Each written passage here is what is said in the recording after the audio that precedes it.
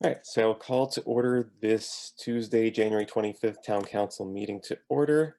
If I could have everybody please rise for the Pledge of Allegiance, followed by a moment of silence. I pledge Pledge allegiance allegiance to the to the flag flag of the United States of America and to the republic for which it stands, one nation, under under God, God, indivisible, indivisible, with liberty and and justice. justice for all. Thank you. All right. Moving on to proclamations and presentations, we have under 4.1 a proclamation recognizing February's Black History Month. This was one of the proclamations we had listed as a presidential one, which is fast-tracked for future years. Do want to thank the past council for having excellent language for that for that proclamation. So at this point, I will read that out. So, a proclamation recognizing Black History Month. Whereas the town of Tolland celebrates the cultural, spiritual, economic, and political contributions made by the Black community to the town, state, nation, and world. And whereas this nation was founded upon and is guided by a set of principles that includes every person has been created equal, and that each has their rights to life, liberty, and the pursuit of happiness, and that each shall be accorded to the fullest protection of the law, and acknowledges that challenges, injustices, and oppressions faced by Black citizens in this community, state, nation, and world, and that we must actively work to eliminate these challenges, injustices, and oppressions. And whereas it was through surviving inhuman conditions, discrimination, centuries of struggle, and prolonged hardship rooted in slavery, which serves as a blight to our nation's great history, that Black citizens have overcome and claimed these rights so long overdue. And whereas in 1776, President Gerald Ford first recognized the entire month of February as Black History Month, an occasion to rediscover and the enduring stories of Black Americans, their struggles through slavery and prejudice, their perseverance and battles for freedom and equality, and the gifts of freedom, purpose, and opportunity they have bestowed upon future generations. And whereas Black History Month is a time to commemorate the incredible cultural, scientific, political, and economic contributions of Black Americans, whose examples of heroism, patriotism, and enterprise have given people of all backgrounds confidence, courage, and faith to pursue their own dreams. And whereas we as a community must face and learn from the past injustices of slavery and prejudice, build on the past, and support and protect the rights of the Black American community, and in doing so, work together to build a better and more prosperous future for all town residents. Now, therefore, I, Stephen Jones, Chair of the Tolland Town Council, on behalf of the Town Council and the community at large, am proud to honor and celebrate the contributions of Black individuals, families, and businesses, past, present, and future, and welcome Black residents to the town and proclaim February 2022 as Black History Month, dated at Tolland, Connecticut, this 25th day of January 2022. Thank you. We will now move on to item 5, which is public petitions, communications, and public participation on any subject within the jurisdiction of the Town Council with a 2-minute limit. If you would like to speak, you can raise your hand with the raise hand icon at the bottom of the Zoom screen. Otherwise, if you are on a mobile device, you can hit *9.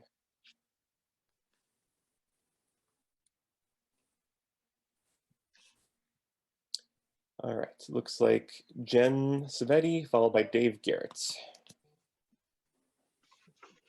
Hello, my name is Jen Savetti, and I was fortunate enough to grow up. Sorry, let me turn my camera on. I apologize. No worries, Hello. no worries. My name is Jen Savetti, and I was fortunate enough to grow up partaking in the Buddy program through Challenger Baseball in town. There are 2 things I have heard a lot of discussion throughout these meetings on the proposed Miracle Field that I would like to personally address. The first is how building this field could displace others. As someone who grew up in Tolland, I would argue that Challenger Baseball has been displaced for all the years it has played in town. As much as we appreciate Tolland giving various opportunities for the team to play, it has never been ideal for these children or families for many reasons. As the Leibowitzes have previously mentioned, most fields are not wheelchair accessible and do not have enclosed fences, which allow for many children to run and be at risk when the fields are located right next to the busy roads, just to name a few. I promise you, not one family participating in Challenger would ever complain. Why? Because any field, any practice time, any hurdle that needs to be overcome is an opportunity for their child to be part of a team. This is what it's all about. I ask you, council members, have you been to a Challenger game?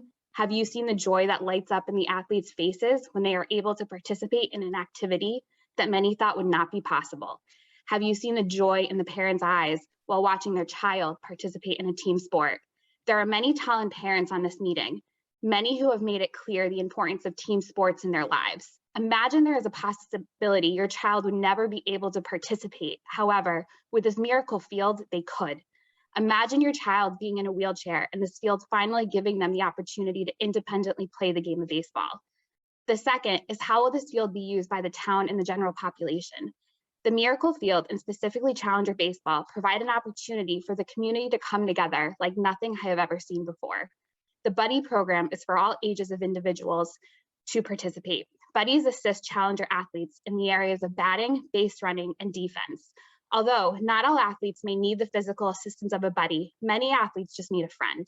As a 34-year-old successful businesswoman and mother, I can assure you some of the most important and lifelong lessons I have learned were participating as a buddy and having these children and families become part of my family.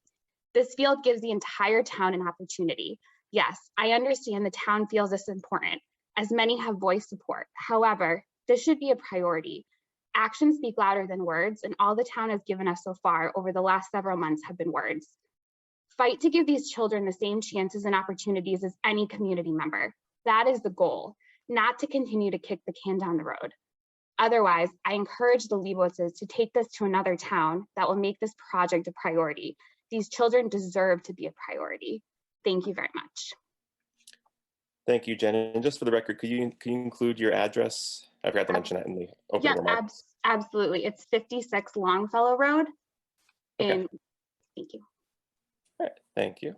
All right, so we have Dave Garrett, followed by Lisa Daniel, and then Kate Case. Hi, this is Dave Garrett, 23 Rodansky Lane, Tolland. I'm also the president of the Tolland Soccer Club. First of all, I'd like to thank Ms. Cervetti for the very eloquent comments that she just made, and I could not support those more. I have personally not had the pleasure of being a buddy for the Challenger baseball program, but I have been a buddy for the top soccer program. And I think she hit the nail on the head. The joy that we see with these children given the opportunity to play is just absolutely tremendous. And it's an experience that I would recommend for anyone and everyone in town, be it Challenger baseball, top soccer, or any of these other programs. Please participate. And it really is a miracle to watch these young athletes participate. As I've said previously, I 100% support the Miracle Field. I commend the Leibowitz for the work they've done at this point. And also, as I said previously, we want to make sure that this field is additive to the town, not replacing existing facilities. I commend the council in the draft resolution that was put forward.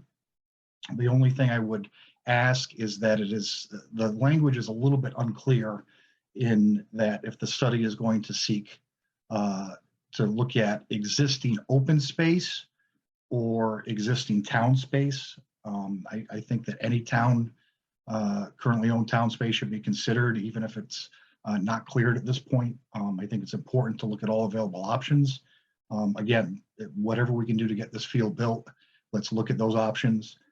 The other thing that I would ask to be part of the study, and this is something that we run into with my teams and specifically a few of my coaches, is to look at the handicap accessibility of all of our fields in town.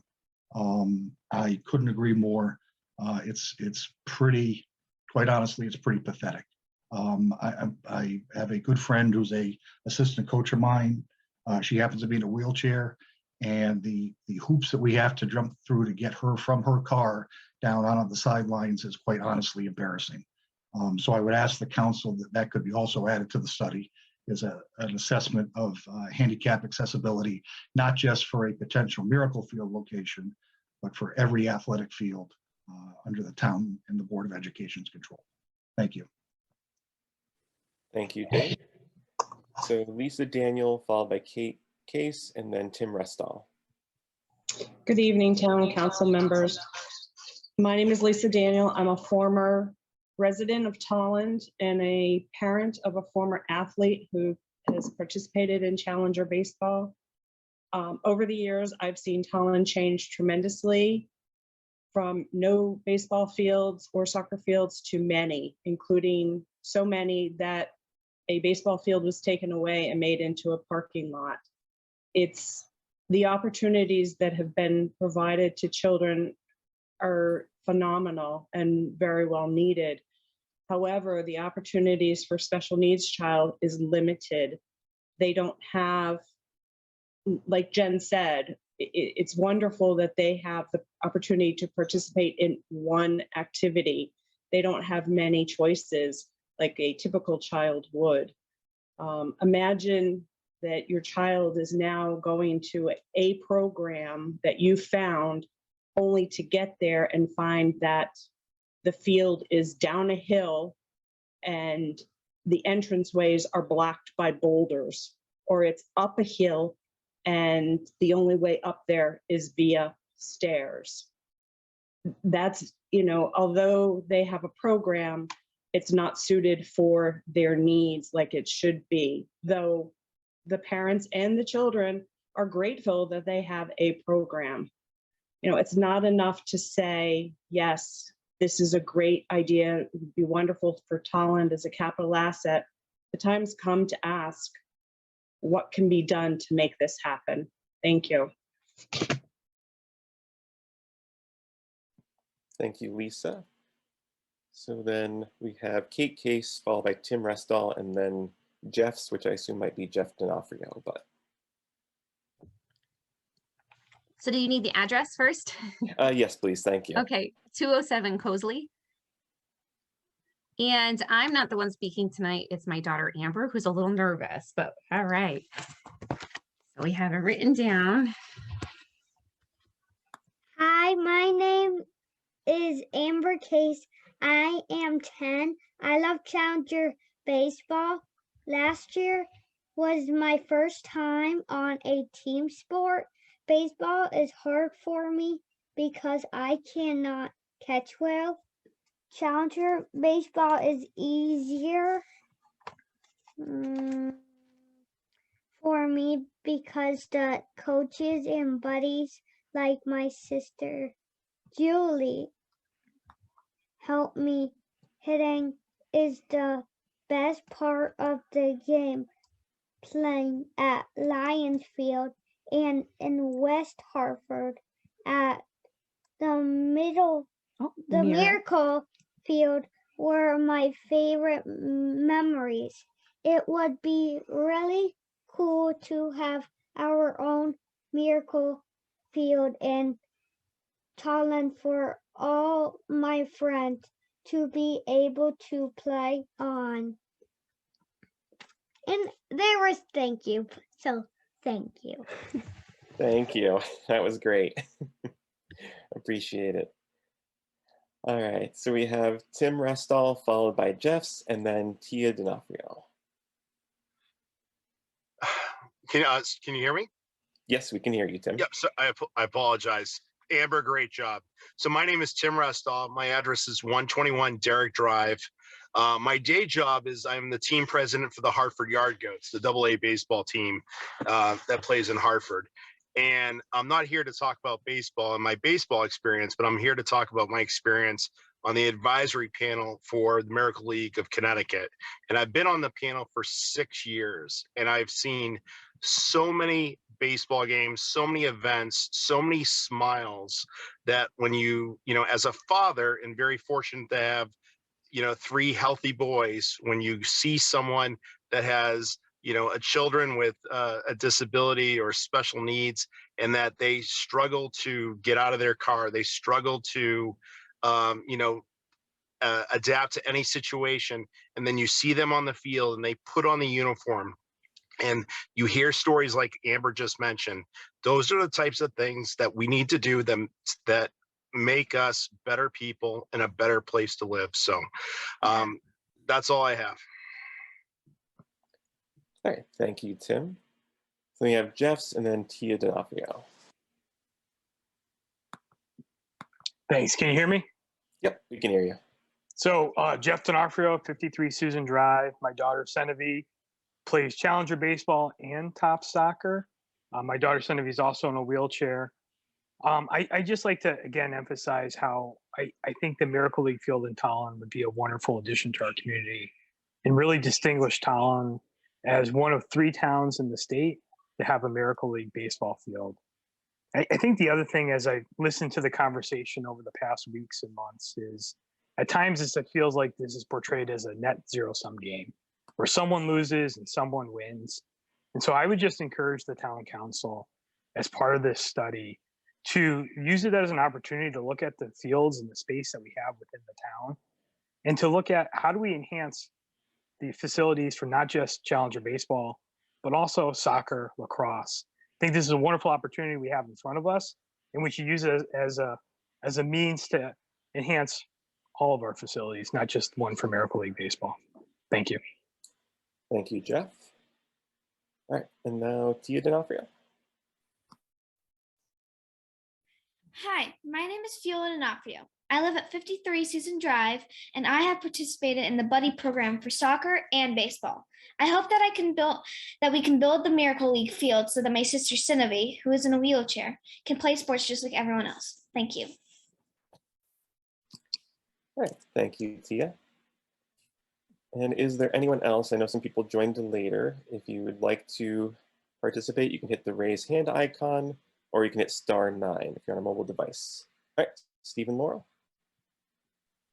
Hi, Laurel Leibowitz, 23 Crooked Trail, Woodstock, Connecticut. Thank you all.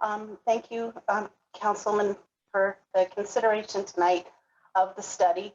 I just wanted to make a clarification of why we had pinpointed Birch Grove. The first reason was because in our view, it seemed as though it had been offline and it wasn't a top choice field to use for the teams. I know when our kids had played there, it was often referred to as the wet field, and a lot of the teams didn't want to play there. So that was a big piece of our consideration, was that it wasn't going to be upsetting any other team. The other reason was the cost savings, which is still there. When we went to council early on, we had hoped that we could fast forward the consideration and actually have the area paved. But the fact that it is level, the fact that it has the rock subsurface and the drainage there is a significant savings still. They did remove the insulation, but they left the rocks and the drainage and put the topsoil and seed over that. So the next process would be pretty simple to pave it before the field goes on. The other significant savings, as we've all referred to, of our wonderful hilly town of Tolland, there are very few accessible fields, whereas this Birch Grove site is a completely accessible field with parking already there, handicap parking already there, and the fact that the plumbing, the electrical systems have been remained but have been capped. That would also suit possible savings for future things such as bathrooms, if we were able to do that, and lighting as well. So just wanted to clarify a few facts, but in our estimate, without real specifications, we still see it to be about $100,000 savings, just because of the fact that it's a level surface with that subsurface already there. All right, thank you, Stephen Laurel. Just looking to see, I don't think there are any other hands up at this time. All right, so we will move on to item number 6, which is the public hearing. And that is for the consideration of a resolution authorizing an appropriation of $398,155 to the COVID Relief Fund for the Board of Education from the General fund unassigned fund balance. So Lisa, if you want to just give a quick summary of that, and then I think technically our, oops, sorry about that, my timer was still on for the public speaking. So I think the public hearing is still open, so we don't have to motion to keep it open. We can just have the summary, and then at that point, if anyone would like to speak on the item, they can. Okay, all set? Yep, all set. Okay, great. Good evening, everybody. I'm Lisa Hancock, the interim town manager. And this item has to do with the COVID relief fund. This fund was created last year to assist the Board of Education with the various needs. It's a temporary fund, but the various needs related to COVID. We've had the Board of Education came forward with a request to use some of their savings from the end of last fiscal year in order to replenish the fund. And so we're here tonight to consider that action. At the last meeting, the town council requested some change in the language to the agreement.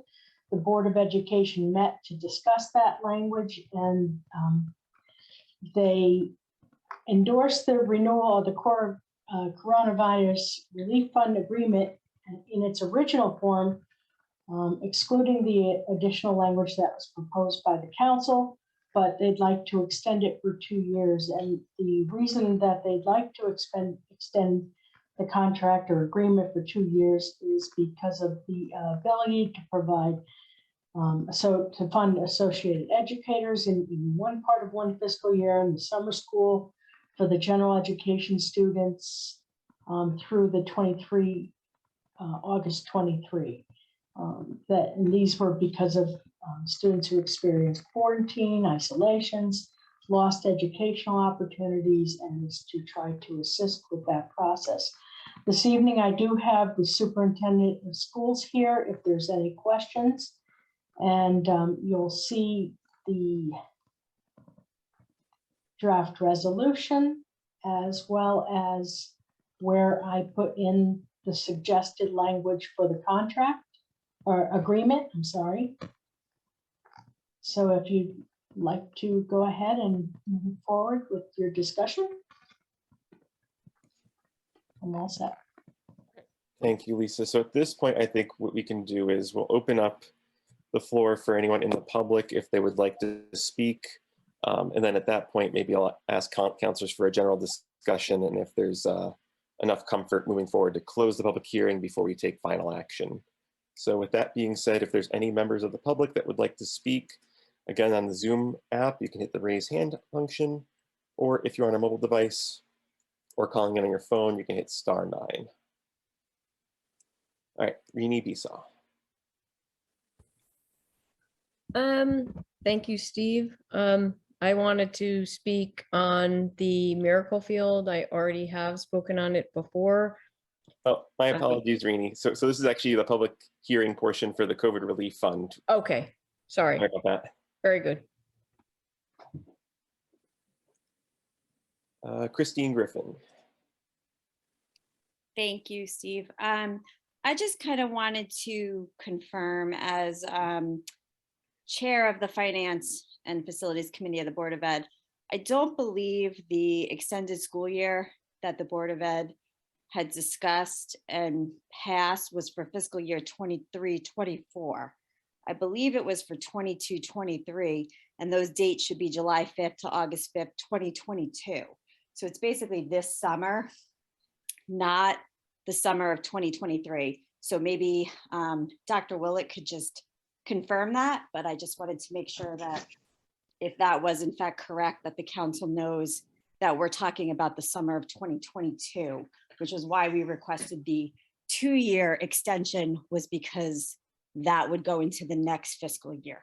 That's correct. Yeah, I can't, my eyes aren't good enough to see what's the screen there, but it crosses 2 fiscal years. It crosses the end of this fiscal year for the associate educators and then the beginning of next fiscal year, because the extended school year is July 5th through August 5th. So that's why it's crossing over those 2 fiscal years.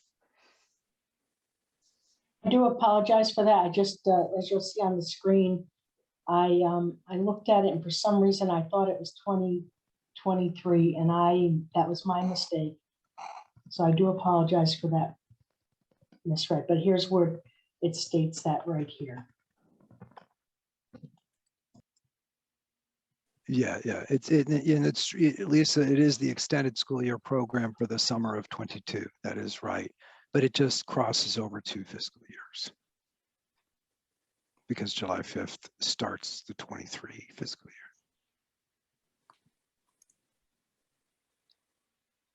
Okay, thank you for that clarification. And then, Christine, did you have any additional commentary or were you all set? Oh, no, I'm all set. Thank you. Okay, great, thank you.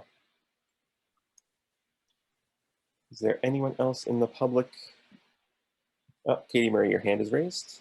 Yes, Steve, I wanted to just make sure that we put on the record that the town council did receive 2 email communications in support of the agreement to keep COVID relief funds for the Board of Ed under the original agreement, except to extend it for a 2-year timeframe. We got 2 public submittals with that. Point of order, Chair. I don't think we read those into any of our records ever, or the results of the emails to public hearing. If people want to come and speak, they can, or send in an email. I think in this instance, the chair will recognize that there was public participation submitted or correspondence that was in relation to the public hearing. So I think it is prudent of us to be aware of that, even if we've seen the emails ourselves that was made a part of the record. But thank you, I do appreciate the point of order.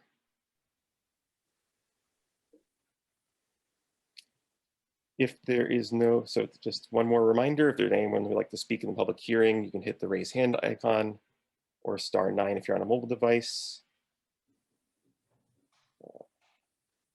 Seeing none, just to do a quick discussion with councilors, is there any objection to close the public hearing to take final action? I propose to make a motion to close the public hearing. Thank you, Councilman Nuccio. Is there a second? Lou Lubell, second. All right, thank you, Councilor Luba, for the second. We'll just do a roll call vote. Vice Chair Regan. Aye. Councilman Udacek. Aye. Councilman Murray. Aye. Councilor Luba. Aye. Councilman Nuccio. Aye. Councilor Khan. Aye. All right, and I am an aye, so that is unanimous, so the public hearing is now closed. So now I will open the floor to any discussion from council members. Councilman Nuccio, followed by Councilor Luba. Okie dokie, thank you.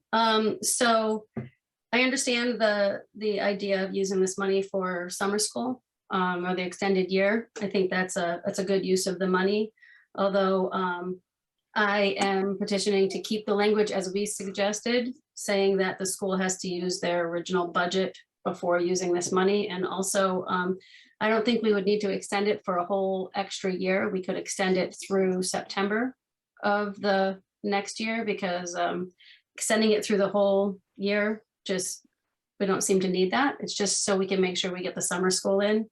So I'd be in favor of extending it through September and then keeping the language that we suggested, we voted to put in there, which would just say that the Point of order, Board Mr. of Chair. Ed could use their budget first. Sorry.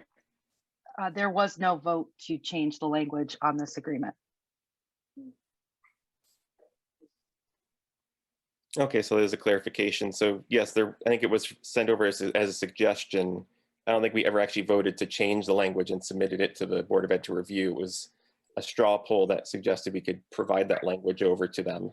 Okay, so I amend to say the straw poll that we did to send the language over.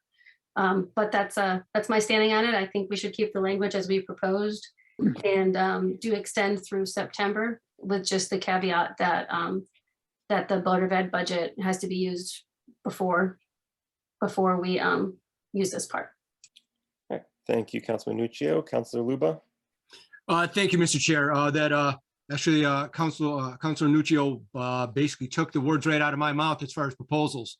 I fully and wholeheartedly agree with the proposal where that I think it's something that if we extend it through through September, that will get us past the time frame that we're looking at.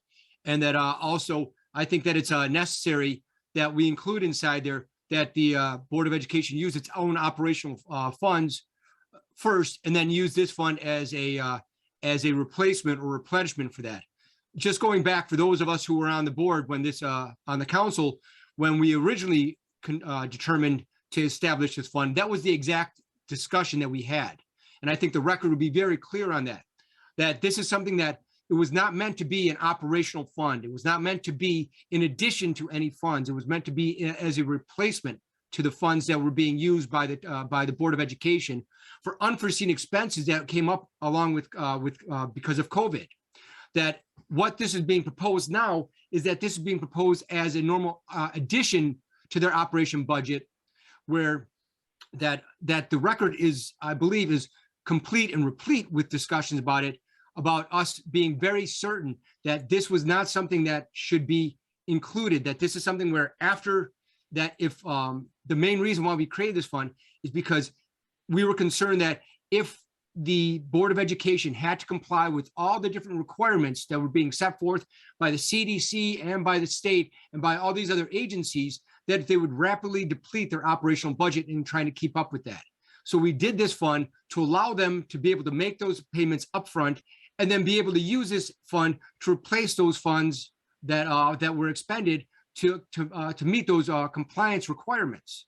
Now it's being proposed as, well, no, we don't want to use our own funds. We just want to use this so that we can use our other funds for other reasons. And that's not the original intent of this fund. And Mr. Chair, you were there as part of it, and I'm sure that you recall that discussion.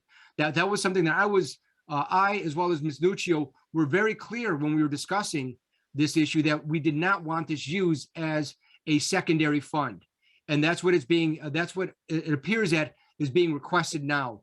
The other request that I would have is that we be very clear, because the way that the agreement as being proposed and on pages 6 through 6 and 7 of our agenda, or of the documents that we have before us, make it seem that it's going to go through July 2024. That's specifically on page 7 of 44 of our agenda. Duration of the agreement, the status of the agreement and funds shall be reviewed by the Board of Education and Town Council in July 2024, the purpose of determining its continuation or termination. That based upon the information that was previously provided, I think that this is something that we can approve through September of 2022, and then that we could re-examine it as part of the normal budget process after that. If that's the main concern, is getting through this time, getting the teachers that and the summer school sessions set up and be able to be run, then that if that's the intent, then we don't need to go beyond September of 2022. This is something that we can accomplish, and that it can meet those desires as set forth by Dr. Willett. That I think anything beyond that is something that we are now continuing, making this a normal operational fund, where we're granting it for a continuation beyond the scope of what any of us ever intended. That this is now something where we don't even know, hopefully by the beginning of next school year, that we'll be at the end of this, and that we won't have to be worrying about any more COVID-related expenses or compliance requirements or anything else. And so I would strongly suggest that we clarify the date on that, and that we keep the resolution as originally proposed when we took our straw poll, as far as restricting it, where the Board of Education would have to use this as a replenishment after they expend their own operational funds, and that that we make the date clear, that it be the September 30th of 2022, since that would meet what the desires and the requests are by the Board of Education and by Dr. Willett, as he's already stated. I think that anything beyond that is now beyond the scope of what this fund was ever envisioned to be, and that it's essentially a bastardization of what our intent was for this fund. And I'll reserve any comments for later on. Thank you, Mr. Chair. Thank you, Councilor Luba. Councilman Murray, and then I'll entertain any brief commentary or clarification from Dr. Willett after Councilman Udacek. Is it okay if I ask Dr. Willett a question as part of my discussion? Yes, that's okay. Thank you. I was hoping before I ask any questions of Dr. Willett, or maybe I ask the question of Dr. Willett, for someone to reiterate how the Board of Ed responded to our request for the addendum that Councilor Nuccio refers to.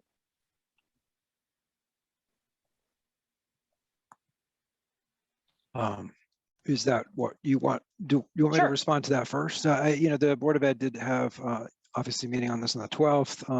I guess to be brief, the final resolution was a motion by Mr. Mari. Motion by Mr. Mari to authorize the superintendent to communicate to the town council chair that the Board of Education endorses the renewal of the Coronavirus Relief Fund in its original form prior to and excluding the addition of E for a 2-year duration.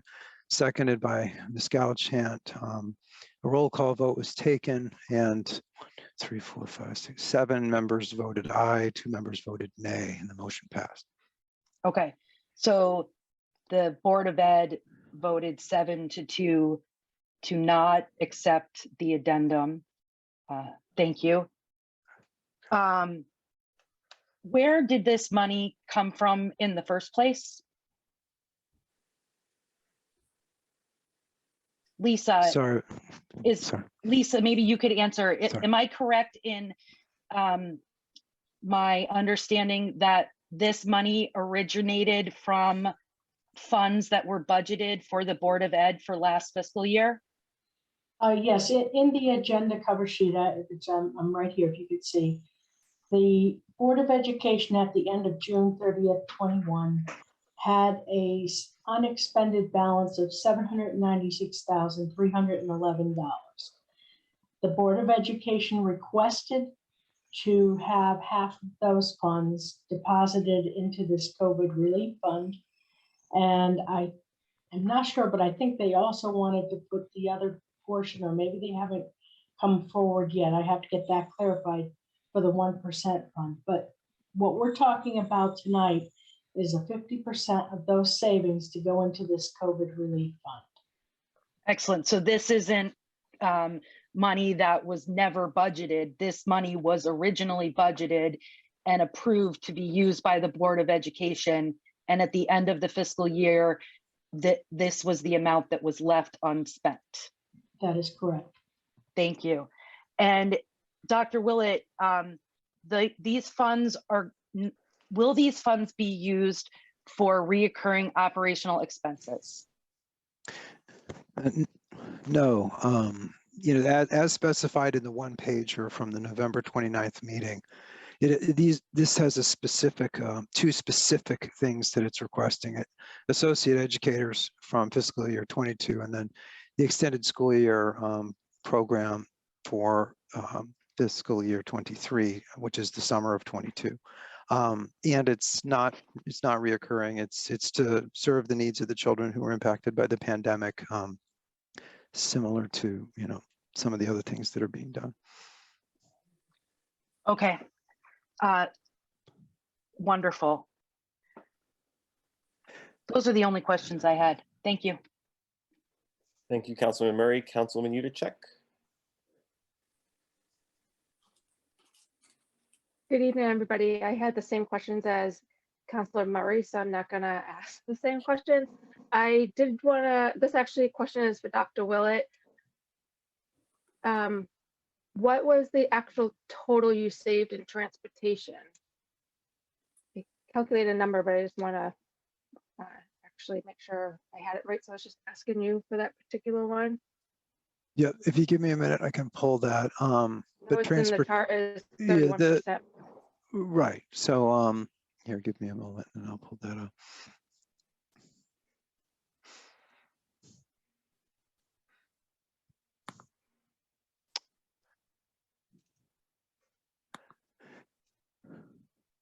Transportation was about 500,000, 580,000, or, roughly in the zone of that.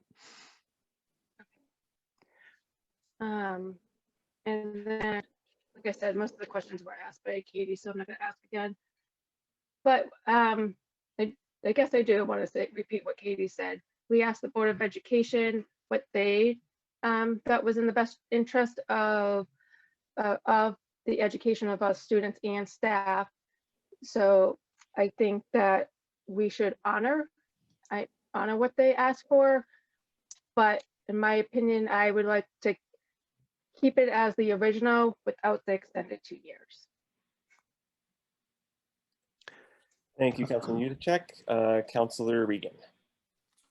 Thank you, Mr. Chair. So I do concur with the September timeframe for the simple fact that we don't know where we're going to be with this virus. We've heard in recent days that we're headed in the right direction with it, but I don't think anybody can really say with any certainty where we'll be. But I would suggest that we revisit it in about 6 months, and that would put us in the July timeframe. That would put us in the middle of the summer before the next school year begins. So that would be my suggestion. Thank you. Thank you, Vice Chair Regan. I'm just going to put my commentary in before I go around the council for a second circuit. I would also be in favor of keeping the language as is. At least it may not be reflective entirely in the minutes, but from the video and our discussions as a council, I believe the intent was to transmit this as a suggestion to the Board of Ed, with the understanding if they were viewed it favorably in a vote, that we would move forward with it, and if they didn't, we would not. So that is the perspective I took from it, just to be fair to them. In addition, I would also be in favor of maintaining the annual review.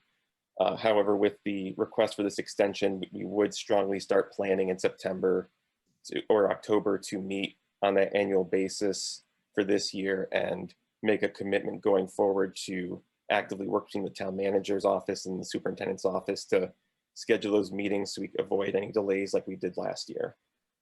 That's just my initial commentary, but I will move forward with a second round of questions, starting with Councilman Murray, followed by Councilor Luba. Thank you for recognizing me for the second time. I'm sorry, I forgot to ask one question. Dr. Willett, if we don't extend this through September or a year, if we don't extend it, does that make it more difficult for you to spend this money for ESY, for extended school year? Well, yeah, I mean, if you don't extend it in some manner or form, it's impossible. Well, really, because at the end of the year, this, this fiscal year ends July 30th, June 30th, rather. And so the expense for this summer school, the largest portion of it, which is true of any workforce or any situation, is the people.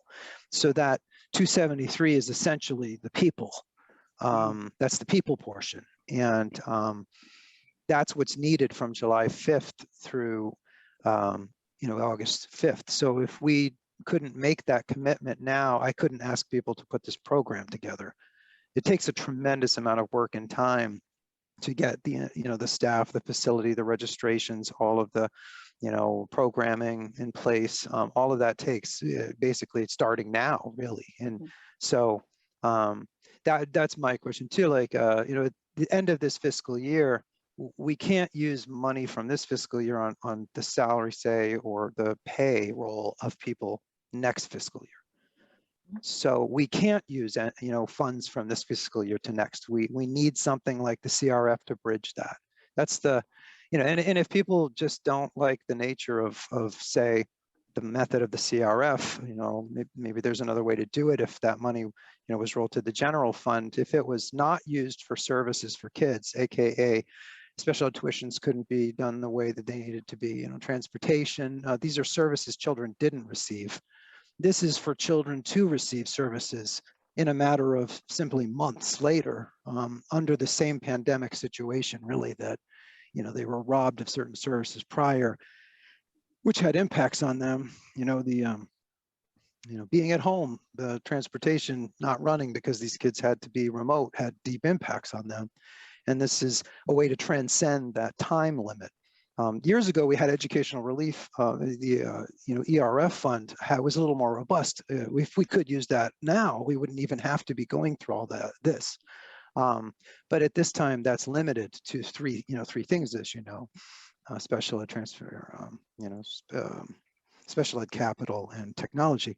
So we have to rely on an ask of the town to be able to use funds that we could not use for student services in one year for the benefit of those of the students in that next year. And as far as temporal time goes, this is really the same pandemic. These are the same kids that were impacted negatively by not having services. And so getting them something to make up for that makes total sense, which I thought was, really the heart and soul of the whole thing. So, if CRF isn't the right mechanism for that, maybe there's another one, like an appropriation, especially for this, because it was moved from one year to the next in the general fund. Services we couldn't provide, and trying to make up for that and providing some services to help them. But to kind of answer that again, we really need that, because that's a different fiscal year, and I can't pay people from this fiscal year into another fiscal year. Okay. And if we extend it, as Councilor Luba suggested, through September of 2022, does that meet your needs? Well, I guess that raises a question I'd have to ask Lisa, with respect to at the end of the fiscal year, June 30th, does that mean we can, pay people out of this fund, plan to pay people straight out of this fund, and I can just plan on that, because we can't carry there, as far as the idea that we would carry somehow replenished, like, unless there's a role, we can't pay from this year to next. So basically we're committing that commitment would be that 273 is being committed to that ESY in July, and August. And if that's the case, then we could execute it that way. I just want to make sure that, Lisa, you feel that works with respect to structure. What I can say is it depends on what the final agreement is between the town council and the Board of Education, but certainly if they approve the funds this evening and approve it to go through September of 22, if that is the end of your program time period of paying off those people, then you should be able to pay the bills, as long as the council agrees for the language to go for that period of time. Yeah, because I remember it was more they were going to talk about it from June 1st to September, but now this will mean that it actually can be spent. It's not just renewing the agreement, it's that it can be spent on that that ESY program in July and August. Okay, so if we, Lisa, if we modified the language to state for expenditures or programs that occurred on or before September 2022, it sounds like, would that be sufficient? Basically, the duration of the agreement is to say that we will look at it. Well, I had put July of 24, making a mistake with the date, but if that just would refer to when you would look at it again to determine if you want to continue the fund or terminate. So, I mean, as far as the use of the monies in the fund, they'd be able to expend it until you decide that the program is terminated. Okay. Yeah.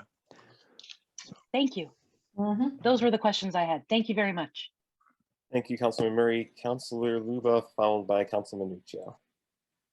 Thank you, Mr. Chair.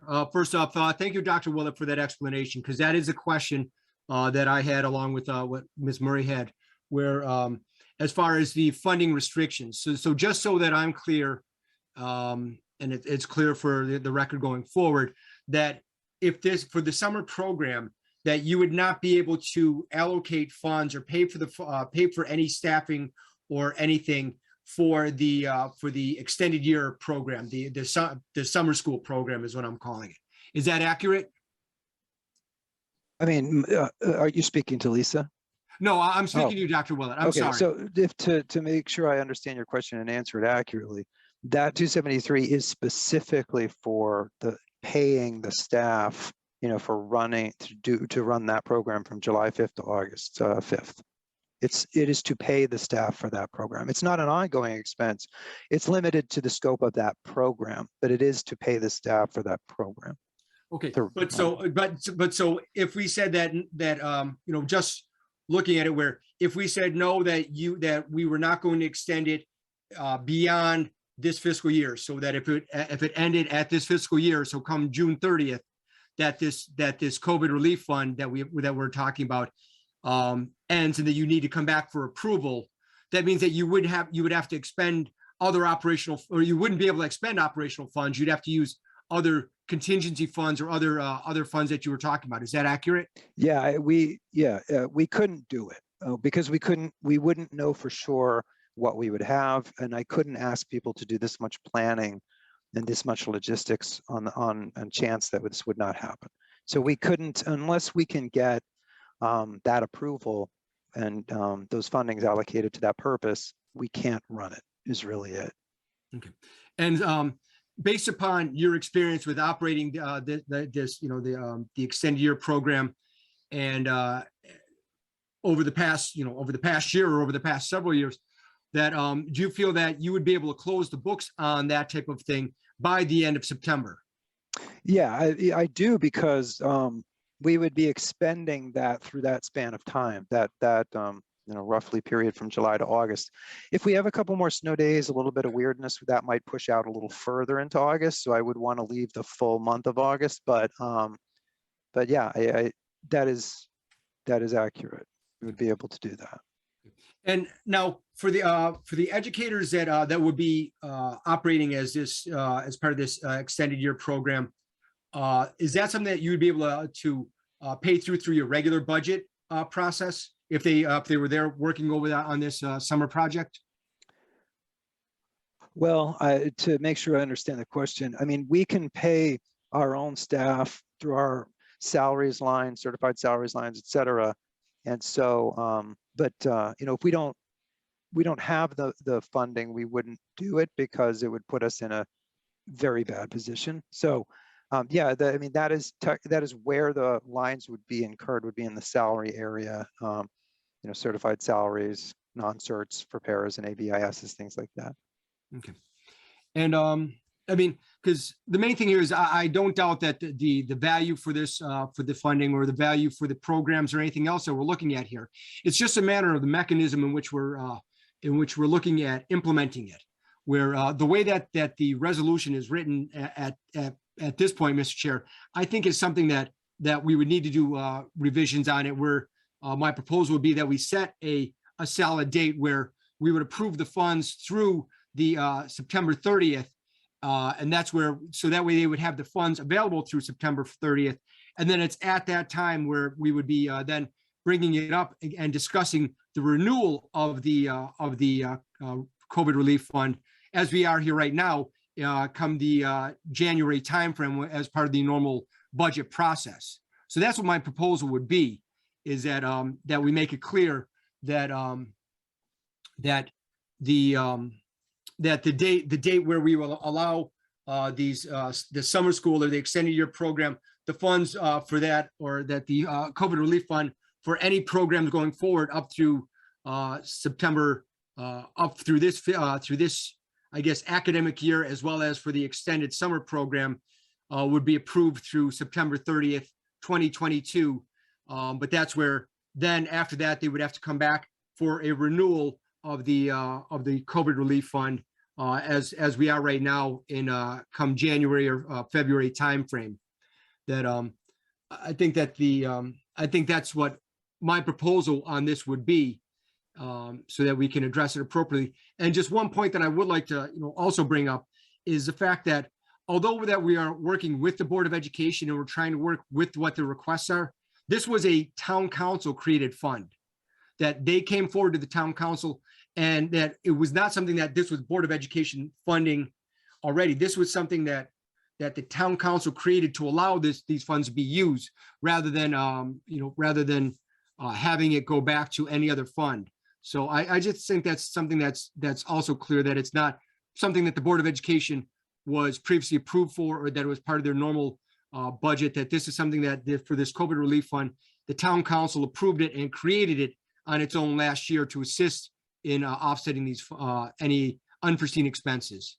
But thank you very much, Mr. Chair. Those are my requests and my recommendations when we are coming to the point of putting, I guess, pencil to paper. Thank you. Thank you, Councilor Luba. Councilor Minuccio? For a second time, thank you. Thank you. So Dr. Willett, just so I'm sure here, if we go back to the expenditures on here, what you're saying is the summer school would not be able to be paid out of your current budget, the $273,000, correct? Right. Okay, Right. but the Because it 100 ends June 30th, right? right, but the 117 for the associated educators, that's additional. That, yeah, That would be correct. correct. So would it be fair then to say, basically, if we extend this through the end of September, we would be able to pay the $273,090 for the extending summer school. But if there's money left in your budget, the 117 could come out of that amount rather than the 300 and the total for the fund. I'm looking for a way here that we're not going to come into the same situation that we just did with $800,000 left and then going to use a special fund for money that we could have paid for out of the original budget. So I'm thinking if you could pay the 117 out of your budget if it was available, rather than hitting the COVID fund, that would be the intent of what the language was that we straw poll voted on to add to the contract. Just that we use the original Board of Ed budget before going to the COVID fund. And that, from what I'm hearing from you, would be possible with the associate educators, correct?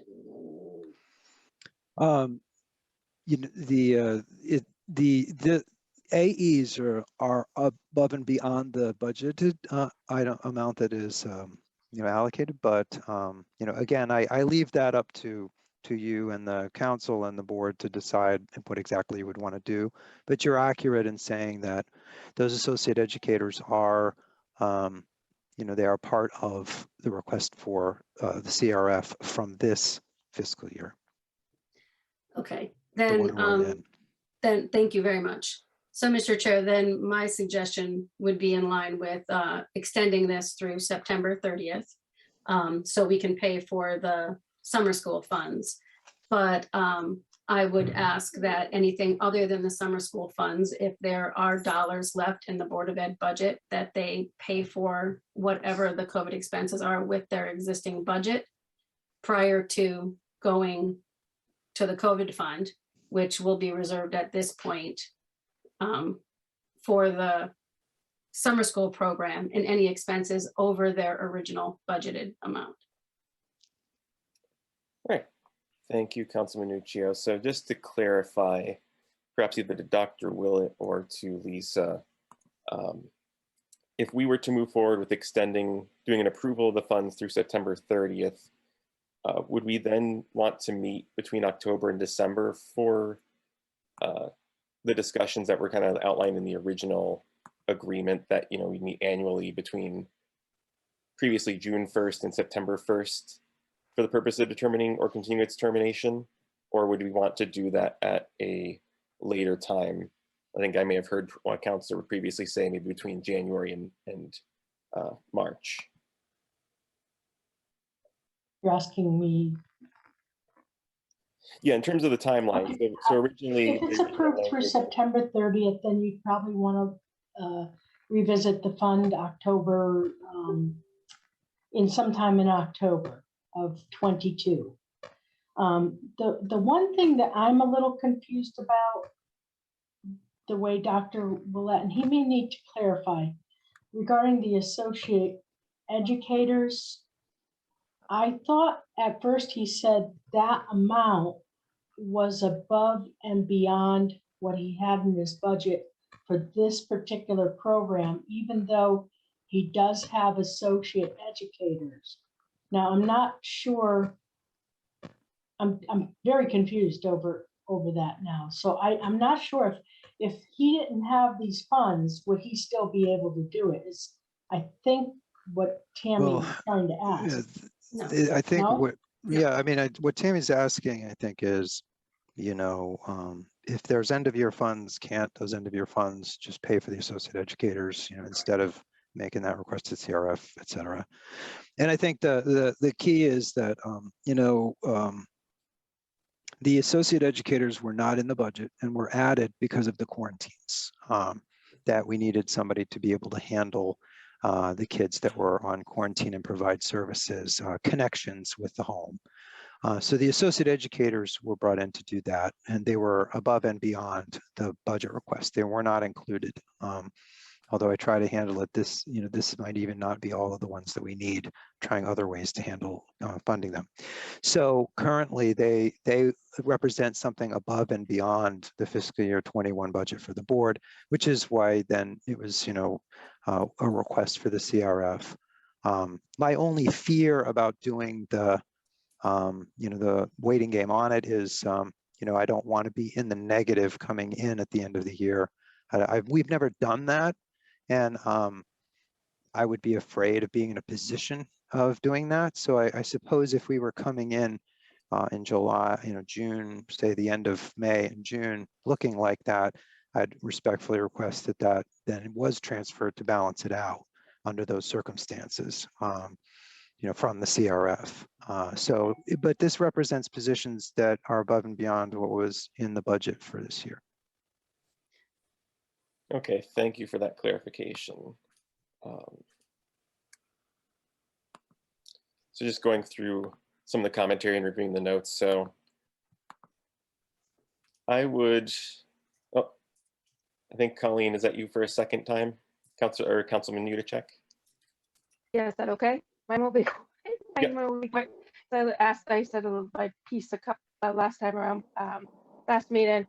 I am a little concerned that this agreement, even though I wasn't on the council last year, I am a little concerned an agreement is being changed, even though you talked about it. That's not what's in this document that was created. I do appreciate, though, listening to all counselors' remarks. Thank you. All right, thank you, Councilman Udacek. So just going over the resolution, Lisa. So I would entertain a motion that we maintain the language that was originally in place, with the exception that we are extending the authorization through the end of September of 2022, and then meeting for 2022 between the months of October and December to review the purpose and determining its continuation or termination, and then from there on meeting annually for that purpose. This is Katie Murray, so moved. Is there a second? Colleen Udacek, I'll second. All right, thank you. Is there any further discussion?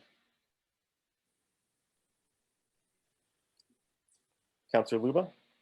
Yes, Mr. Chairs, thank you very much. But the only discussion is for now, what the resolution that's before us is. So would be authorizing the appropriation that we have of $398,155, which is what the request was originally.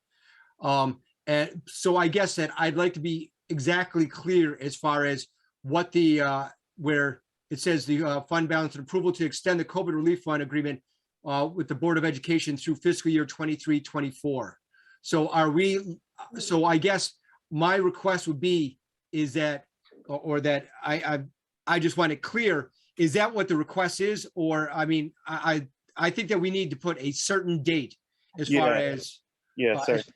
Oh, sorry, Councilor Luba. My apologies. No, so I mean, because I think that we need to make a certain date where, if we're going to, based upon the discussions that we've had to this point, if it's going to be like September 30th, that this allocation will be good through September 30th, of 2022, and that we will then meet annually thereafter, to discuss the continuation of this fund. I think that's something that, you know, I think that we need clarification rather than just sort of the nebulous language that we have right now. Thank you, Mr. Chair. No, thank you, Councilor. My apologies if my voice was a little scratchy. I thought I did say for the motion that it would be approving the funds through September 30th of 2022 with the intent of meeting on between October and December to determine its continuation or termination, and then meet annually thereafter. Okay. Thank you, Mr. Chair. I appreciate the clarification. No problem. All right, if there is no further discussion, then I would go through a roll call vote. Councilor Luba?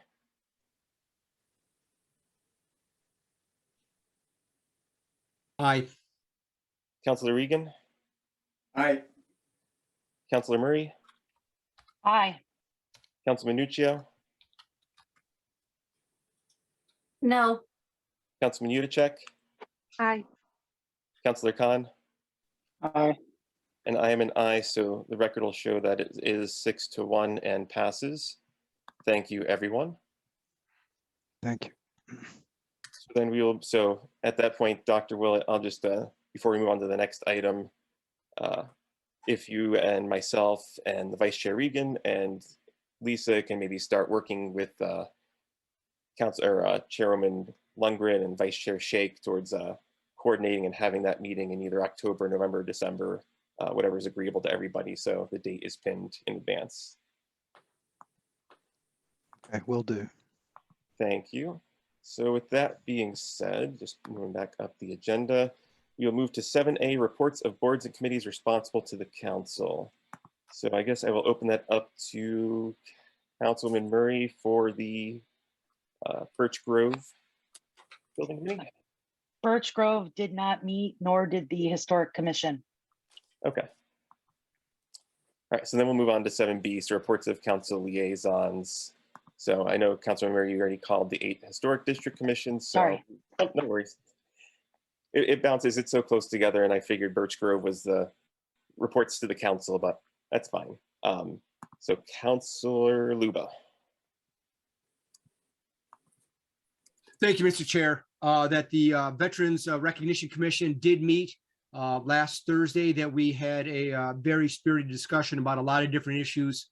One of the things which I would like to express my appreciation to Ms. Hancock, as well as the rest of staff, Ms. Pagan, and at the clerk's office, as well as everybody else over in the assessor's office, where there was a request for a streamlined way for the VRC to be able to get an updated list of all the veterans that reside within town. That the vision of the VRC going forward is not just as expressed by the members of the VRC, is that they're looking to go beyond just simply recognition and looking to actually start being a resource and serve as essentially a veteran services officer for the town to be able to refer people and assist them with getting various services, assist them with any appeals that they have on VA decisions and things like that, and act as like a true resource rather than just a recognition, and maintaining the wall of honor. Or that there was also discussion further regarding the possibility of a veterans wall on the town green or somewhere else within the town, as far as what that would look like. So a lot of different things that were going on. That there was also a discussion regarding the establishment of a veterans coffee house, similar to what they have out in Danielson and Willimantic, where it would be a place where veterans would be able to meet either weekly or monthly, just to discuss various issues, as well as a lot of other different options and a lot of different things that were discussed as far as how to improve the services for veterans within the town.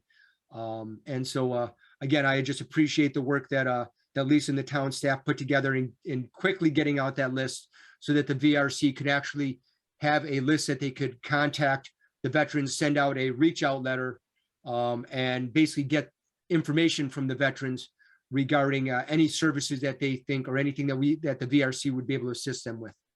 That is all my my committees at this point, Mr. Chair. Thank you very much. Thank you, Councilor Luba. And I do want to express some gratitude and appreciation for Chairman Maynard, who's done an excellent job at communicating and I think will be a valued asset in terms of promoting veterans issues. I think he's had a lot of experience promoting other Tolland events and doing things through social media and other channels. So that is good. Councilman Nuccio.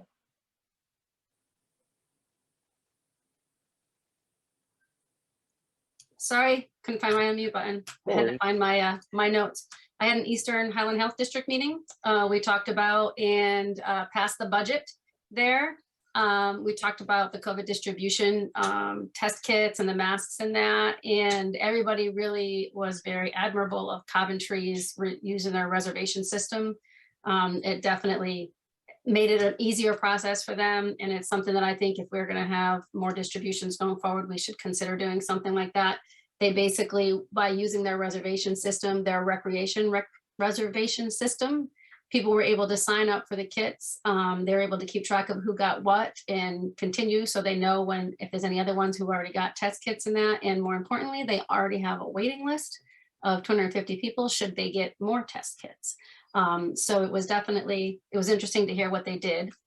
We've had a COVID update from Rob, and he talked about the adding of a new table of positivity rates and case rates from all member towns, and made the pointed note that cases were slowing down, which we've definitely seen from the state perspective. We're down, I think today or yesterday was 11%, and hospitalizations were down significantly. And we also talked about them starting up the cosmetology services that were put off because of COVID. So they're looking to start those back up again. And we voted unanimously. We voted unanimously to ask that the contaminated wells issue be added to the health director's goals for the year. Coventry is now up to 5 wells that they have that are contaminated with the chloride also.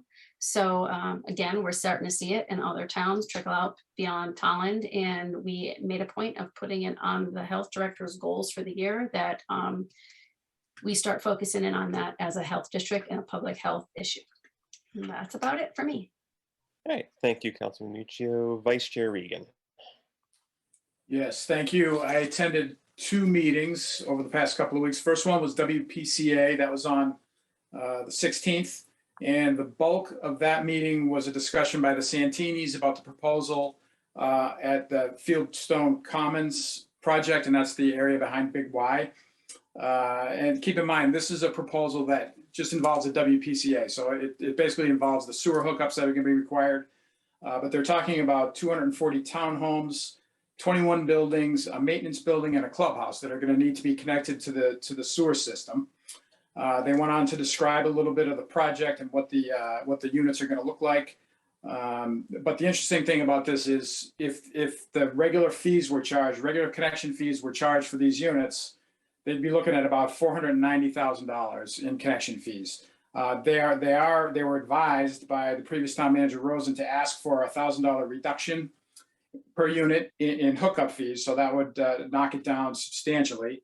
And the reason they're going to ask for that is because they paid for the Grand Lofts. The connection fees were along the lines of $1,000 less per unit than they'd be charged here in Tolland. So they're comfortable asking for that reduction in the connection fee, and we'll have to just see how that goes.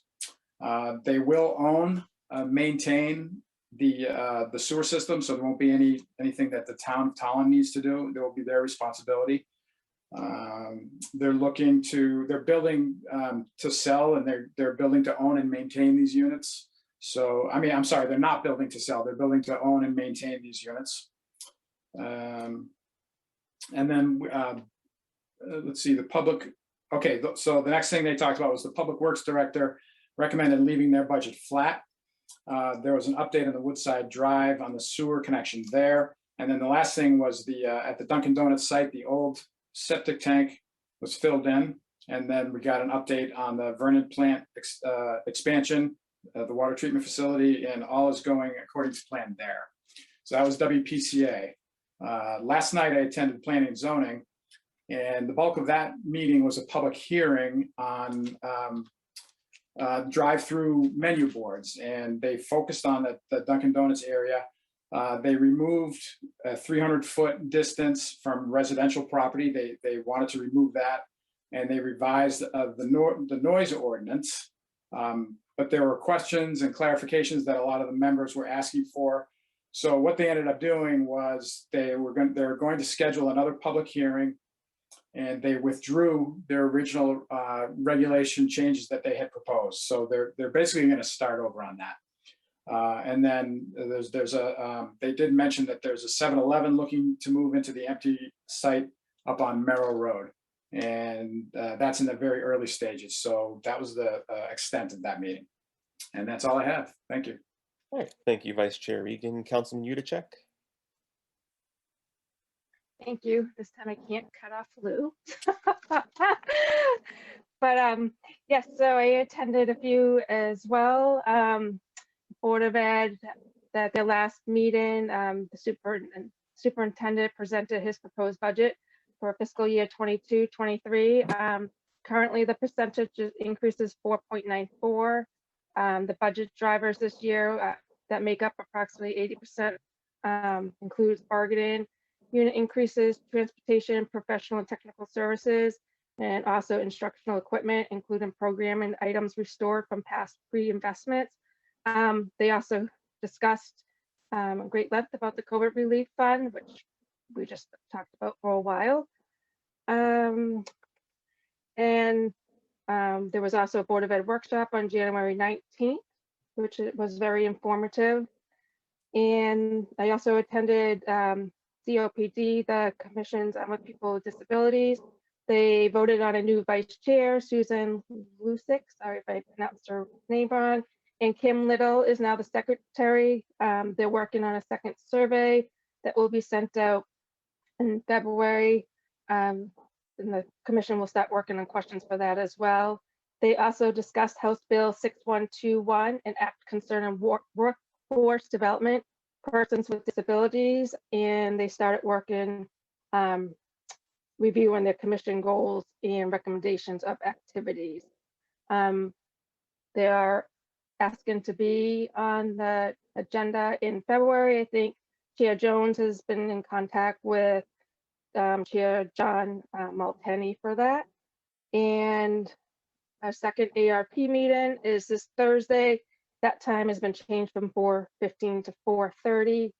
And I believe Lisa will be posting the agenda shortly on that. And Lisa and Tammy, if you have anything further to add to that, please do. I don't want to cut you guys off of anything that I missed. Thank you.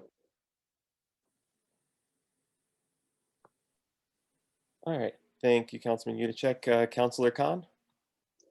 There was no EDC meeting during this period, so I have nothing to report. All right, thank you, Councilor Khan. I had two meetings. The first on the 13th was the Conservation Commission. They met to discuss Audit. They're still having some issues at the Pollock Hill Mountain Bike Park regarding illegal dumping, so they may be working with this Troop C and other resources to try and curb that from happening. The Audit subcommittee is moving forward with the phase 2 design elements, and will be trying to set up a goal for a fundraising mechanism as they did for phase 1 this year. They did discuss a little bit some efforts to try and preserve the natural pond at Knopfla. There have been some issues with the wildlife blocking out the drainage system there, causing some significant flooding, so they may be looking to do that.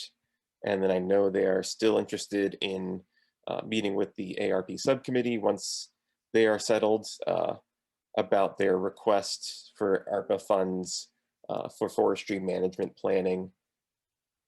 And then on the 19th, the Water Commission met.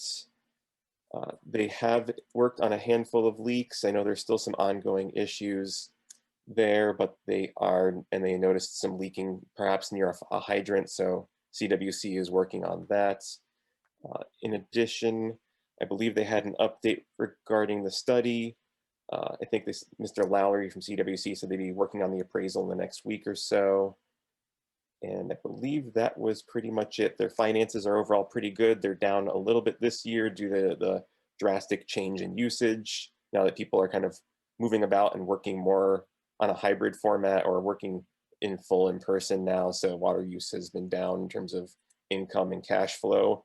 However, there's still an available cash up by about $100,000 compared to last year. And that is my update.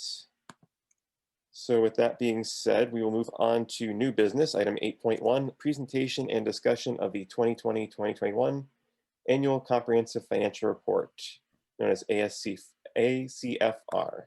So Lisa, if you want to provide that initial one-pager summary, and then I believe you had Vanessa, or I may pronounce the name wrong, we're going to do a presentation and we'll share their screen. Yes, this evening, Vanessa Rosito is the partner with our accounting firm, CLA, and she's here tonight to go over the annual comprehensive financial report. So, Vanessa, I have the presentation on my screen. Okay. Is that okay for me to share from That's fine mine? if you don't mind me telling you to advance the slides. I have no issue with that. Okay. Just give me a minute here and go. All right, hold on. I'll share the screen in a second. I'm just trying to get it to the correct slide.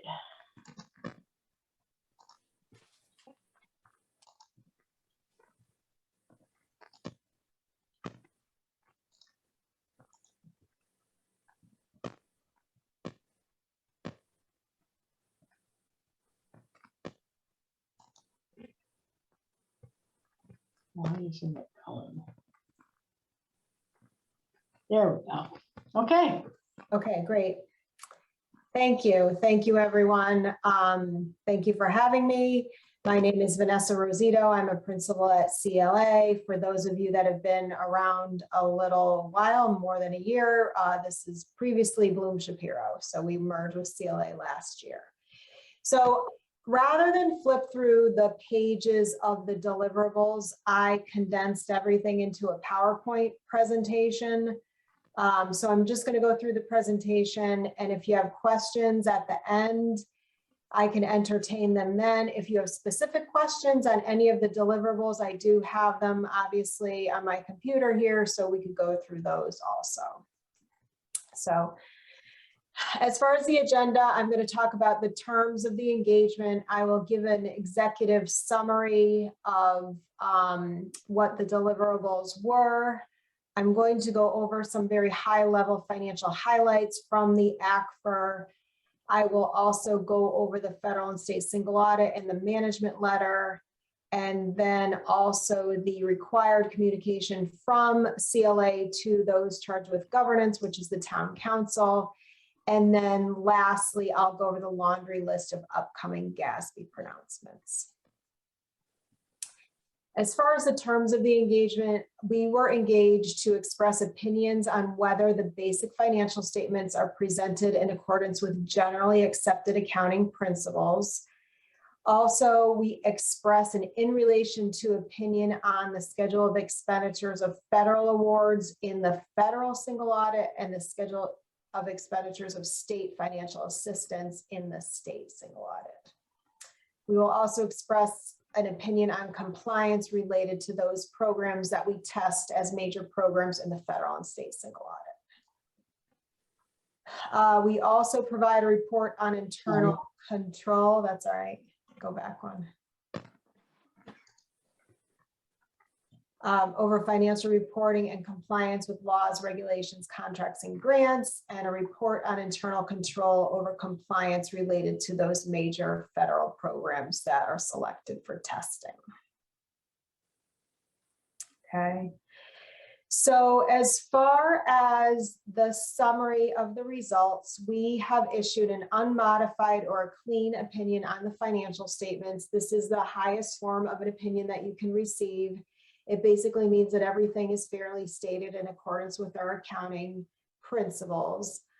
We do have an additional paragraph this year in the opinion. It's called an emphasis of matter paragraph, and it just calls out the fact that we did adopt a new accounting standard this year, GASB 84, which is the fiduciary activity standards, and we did have a restatement of beginning equity because of that, which is totally normal, but I will go over that on a later slide.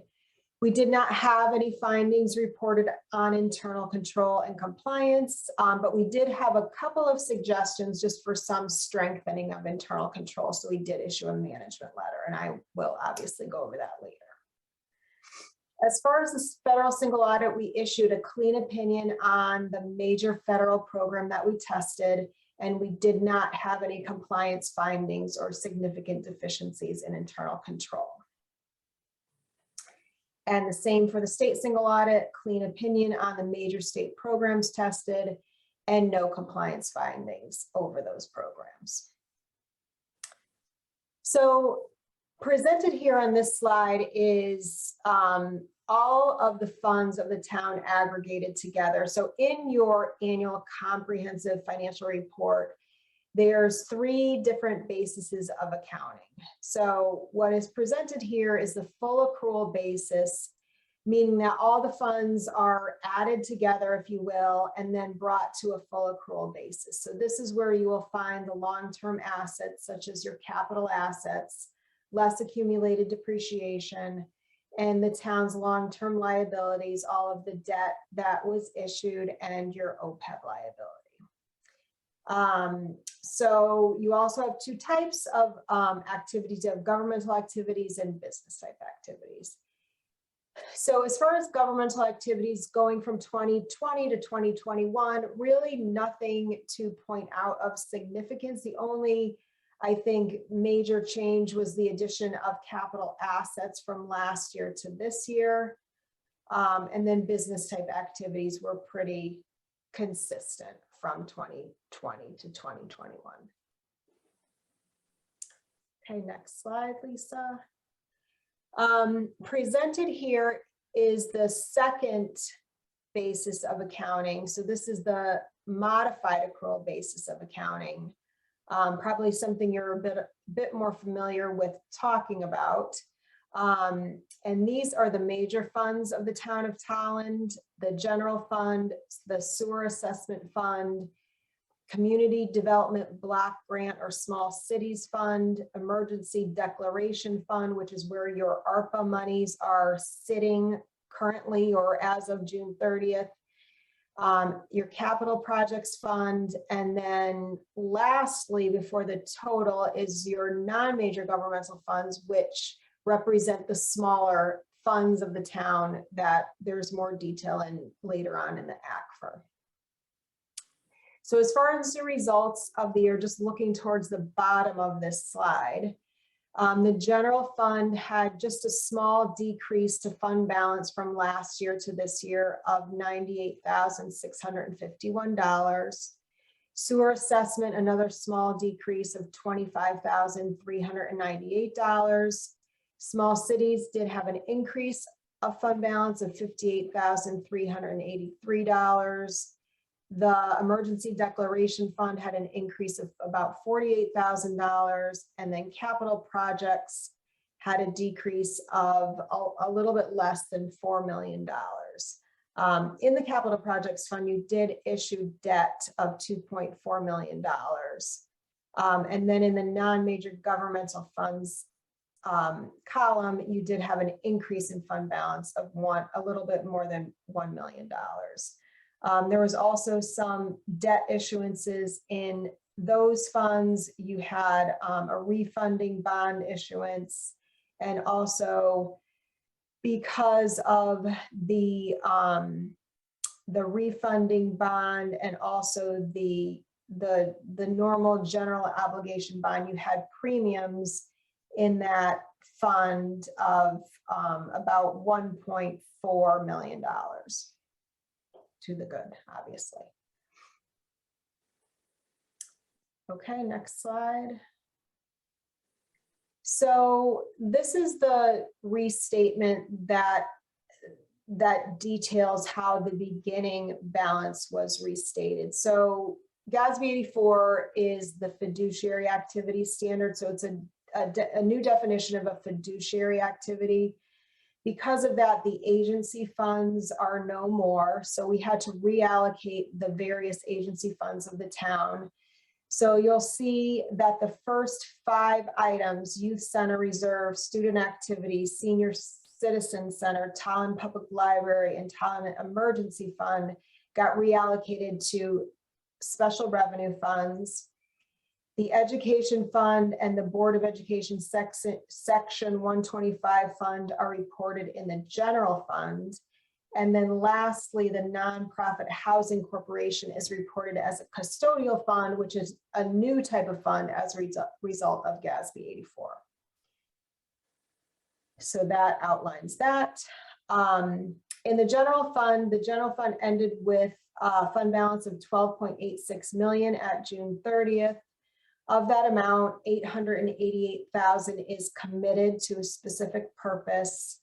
A little bit more than 2 million is assigned, and within that assigned category, 350,000 is to balance the 2022 budget.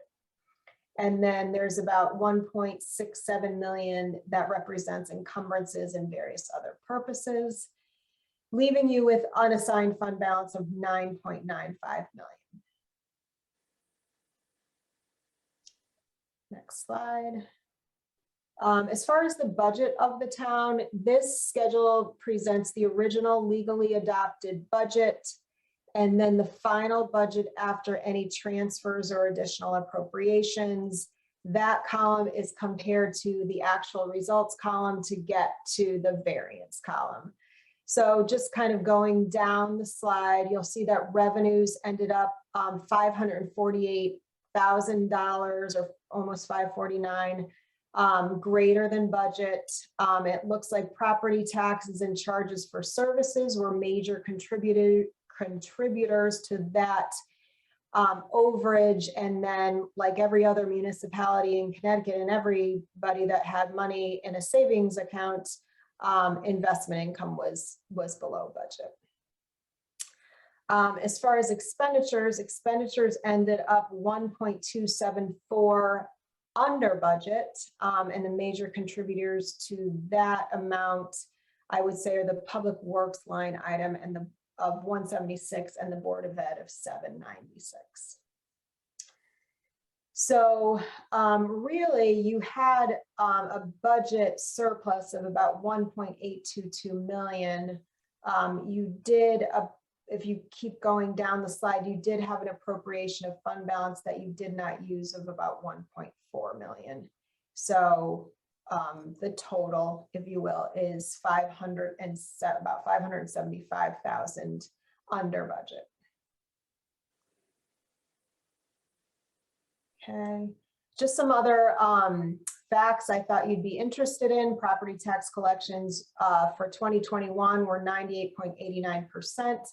compared to 98.56% in the prior year, so up from the prior year. And then your OPEB liability is 1.442 million, which decreased 636,000 from the prior year, probably due to the good market conditions of investments other than savings accounts. For the federal single audit, the town expended about $1.5 million in 2021. There was one major program that was tested, which is the IDEA Special Education Program. And as I stated before, we issued a clean opinion on the major program compliance and no compliance or internal control findings. And then on the state single audit, the town spent about $33 million. We tested 3 programs there: the local transportation capital improvement program, Let's Go Connecticut ramp up program, and then the municipal grants and aid program. Again, clean opinion on compliance and no internal control findings for those programs. And then, as I stated before, we did issue a management letter. This is just best practices just, things that we saw during the audit to strengthen your controls. So we always like to mention those. So the first item had to do with accounts payable cutoff. There were 2 invoices for the year that were not recorded in the right accounting period. So we're just recommending that during the financial close process, that extra care be taken to make sure that invoices paid after June 30th are posted to the right fiscal year. And then the second item has to do with Board of Education bookkeeping. We did have some difficulties in getting information on a couple of the Board of Education's smaller funds, if you will, the state and federal education grants program, school lunch, before and after school, and the student activity fund. So we're recommending that the Board of Education review their bookkeeping procedures and develop improvements to ensure that all accounts are reviewed and tracked during the year, and to make sure that these procedures also include the year-end close in a timely manner. Okay. As far as the auditor's communication, this is required by our accounting standards that we communicate certain items to those charged with governance. So we have to communicate if we adopted any new standards, which we did. I already talked about GASB 84. We have to communicate the estimates that are inherent in your financial statements, and we have to do additional procedures over these estimates to make sure there's no management bias, that management is not trying to overstate or understate these amounts to sway the financial statements one way or the other. So your estimates are the net OPEB liability, which you do utilize an actuary to calculate. So we do look at the assumptions inherent in that calculation to make sure that they're reasonable with the industry and with the market conditions. Useful lives of capital assets are used to calculate depreciation on your capital assets. So we just look at those useful lives to make sure that they're reasonable. And lastly, the allowance for doubtful accounts. We look at historical information to make sure that that allowance is reasonable and that you didn't have write-offs that were excessive and over that allowance. We did not have any disagreements with management. Management did not consult with other accountants. We did not have any difficulties in performing the audit. There were no uncorrected misstatements, and we are independent of the town of Tolland. And then lastly, there is a number of standards that the GASB has issued for years 22 and 23. On this slide, you could see the standards that are going to apply for 2022.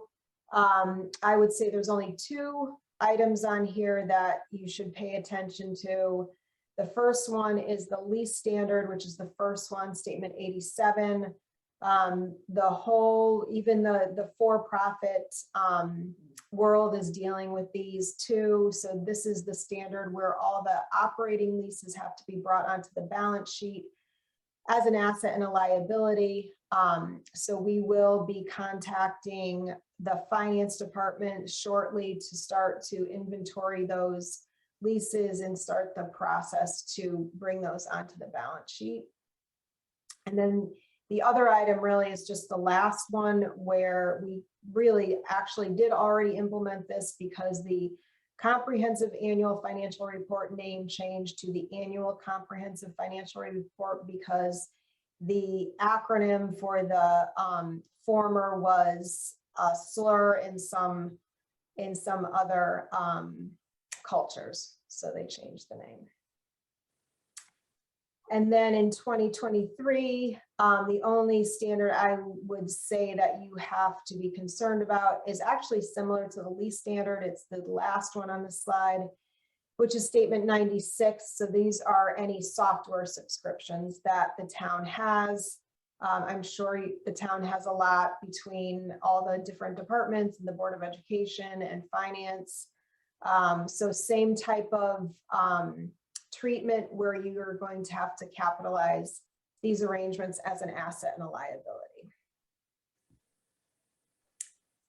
And that is it. Our contact information is here. My manager, Mr. Popham, couldn't make it tonight, but our contact information is here. So if you have questions after tonight or going through the report, just please reach out to us. And I will open it up to any questions from anyone. Thank you, Vanessa. And again, yeah, just to reiterate, there's no action desired, but discussion is encouraged. So counselors would like to raise their hands either regarding the report or the presentation for any clarification. You can do so. Councilman Murray. Thank you. Thank you very much for this presentation and for clarifying the language that essentially we passed the audit. This was rather dense, but I really appreciate that clarification that we passed the audit. So I just wanted to say thank you for providing us with all this information. My pleasure. Thank you. Thank you, Councilman Murray. Councilor Luba. Thank you, Mr. Chair. Thank you. I would like to echo that. Thank you for the thorough analysis. I was trying to keep track of it as we were going along. One thing that I did want to touch upon, though, is that there was a recommendation that the Board of Education review their budget process.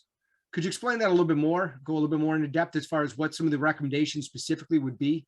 So it's really not the budget process per se. The Board of Education, in addition to having a budget item in the general fund, they also are custodians, if you will, of some smaller funds, the cafeteria fund. They also have a fund where they account for the state and federal education grants, before and after school programs and student activities. So all these activities are accounted for outside of the general fund. So it was just a little challenging getting the information from them this year. These funds have to go through like the financial close process where they have to close the year and record accruals and reconcile cash and all that. So it wasn't as timely as it could have been. And granted, I know everybody's had a year with COVID and staff turnover, so we get that. But again, this is just a recommendation to strengthen controls. So really no, findings or control deficiencies, if you will. All right. Thank you for that clarification. Thank you, Mr. Chair. Thank you, Councilor Luba. Are there any other questions from councilors?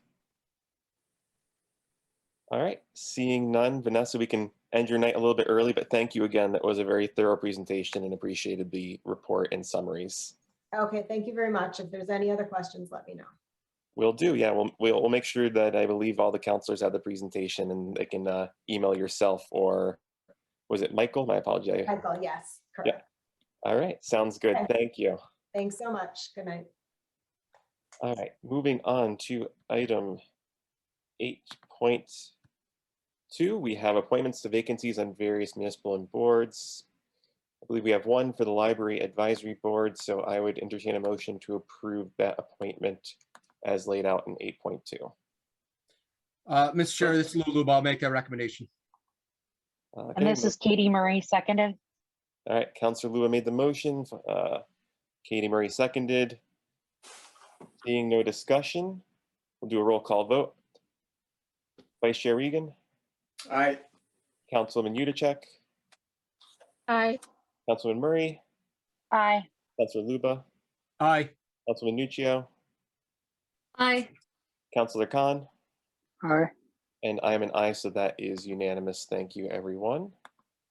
So now we move on to old business, 9.1, for the town council to consider a resolution to authorize an engineering study to be conducted on the Birch Grove school grounds and other locations within Tolland for the possible Miracle Field project implementation.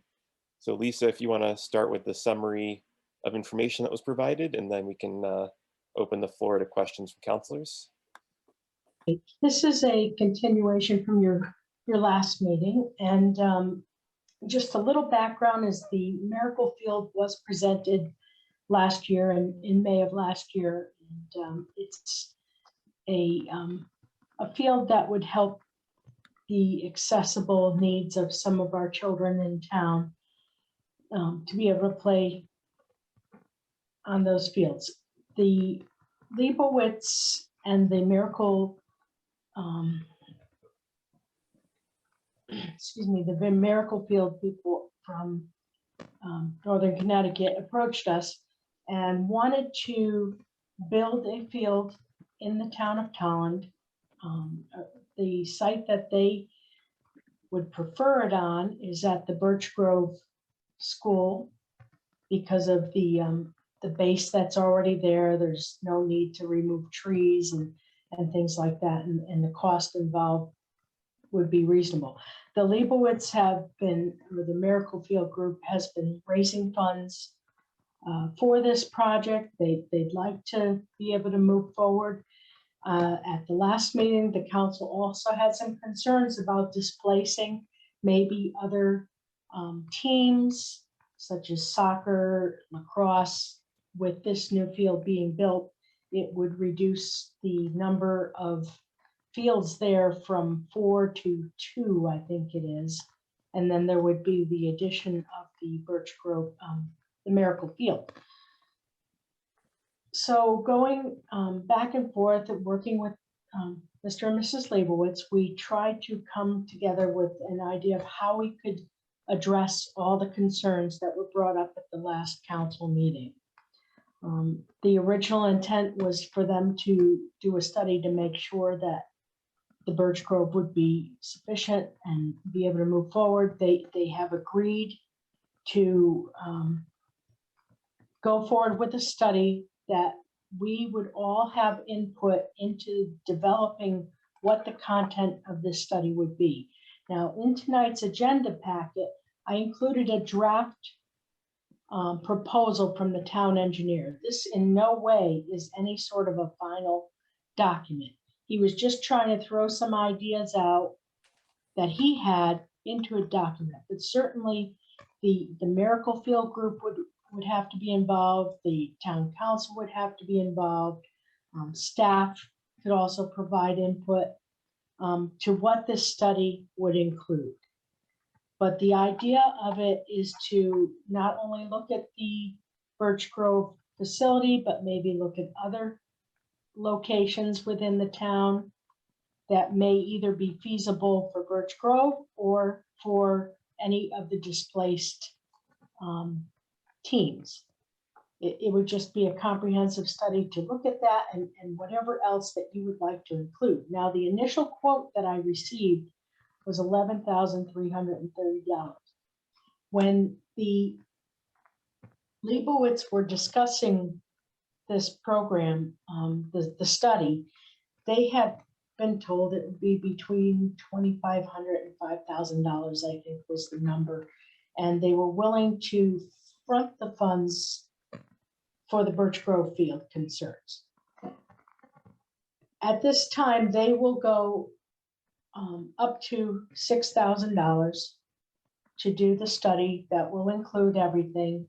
And then my proposal or recommendation is that the town picks up the other portion of it, which right now, depending on this quote, would be about $5,330, but if you make changes, it may increase. I do have funds available within our engineering budget to cover this if you so desire to move forward. The Leibowitz are here this evening, and I don't know if I have anything else to add at this point. Certainly, if there's questions, please feel free to ask. Thank you, Lisa. So yeah, just to clarify, so I mean, at least in our draft resolution, it would authorize you to negotiate the scope of the study based off of our discussion, and based off of that, at this point, at the very least, it's kind of a 50-50 split of up to $6,000 between the Miracle League and the town. That is correct. Okay, great. So with that being said, and I do see the resolution is being shared on the screen, I would open the floor to counselors if they have any questions or comments or input. I do want to actually just make a quick point that we did receive correspondence about initial language, which it was reiterated by the interim town manager that is a draft. I think there was some clarifying language requested about the Birch Grove site and its current status in terms of how it's been developed and when it's expected to open. So we do appreciate the input that was provided by the public on that, and that will be, at least for my intent, that will be reflected in the final proposal that's negotiated by the interim town manager. With that being said, I see Councilman Murray first, followed by Councilor Luba. Thank you. I wanted to start by thanking Ms. Hancock, for all the work that clearly went into this over the past 2 weeks. Thank you for being so responsive to the concerns that were raised in our last council meeting and coming up with a potential solution that seems to meet the concerns that certainly I had. So thank you very much for that. I heard what you said and understand that the draft scope of services that is in here is just that. It is a draft. I did have a few questions about it. The fields that are listed there, it seems like Heron Cove is missing, and I was just wondering if there was a reason for that or if it just didn't happen to make it to the list. I think it just didn't happen to make it to the list. There certainly were some other areas that when I was discussing potential other areas with the Leibowitz family, I had shared some other areas with them. Heron Cove happened to be one of them. I'm not quite sure why our engineer, he put this together very quickly. Sure. I mean, he had half a day to try to get something reasonably put together. So certainly, as I said in the cover memo, this is just a draft and certainly is going to have some other locations included in it, as well as whatever else the council may want, whatever else the Miracle Field Group would want. Sure. So I guess my request is that the list at least be inclusive of the sports complex field that the town currently has running, which I believe does include Heron Cove. And I just wanted to make sure for clarification purposes that Lavitt Field was River Park. I think those two are the same, but I could be wrong. I'm not sure. We will get it clarified. We do have a various lists. Sure. And this document also contains a list of assumptions, many of which the town would be responsible for fulfilling. And I just wanted to make sure that the town would be prepared to meet all the assumptions on this scope of work. We've already begun pulling some of this information together regarding existing fields, the existing mapping. We have a lot of that through the Google Earth. There's things like that are available. We're working also through the Leibowitz also has an engineer. We're gathering information from what he may have, so that could also lessen the burden, but still keep this independent and objective in the review. But there may be some information that's already been worked on that they could verify and look at through their engineers. So there's a lot of information that we could be prepared to provide. Sure. And just to kind of put it on the record, that the intent here is also to include feedback from all the athletic groups that currently operate on town fields. Is that correct? The goal after the study is completed would be to, unless the council objects, is to have a special meeting, including all of the stakeholders.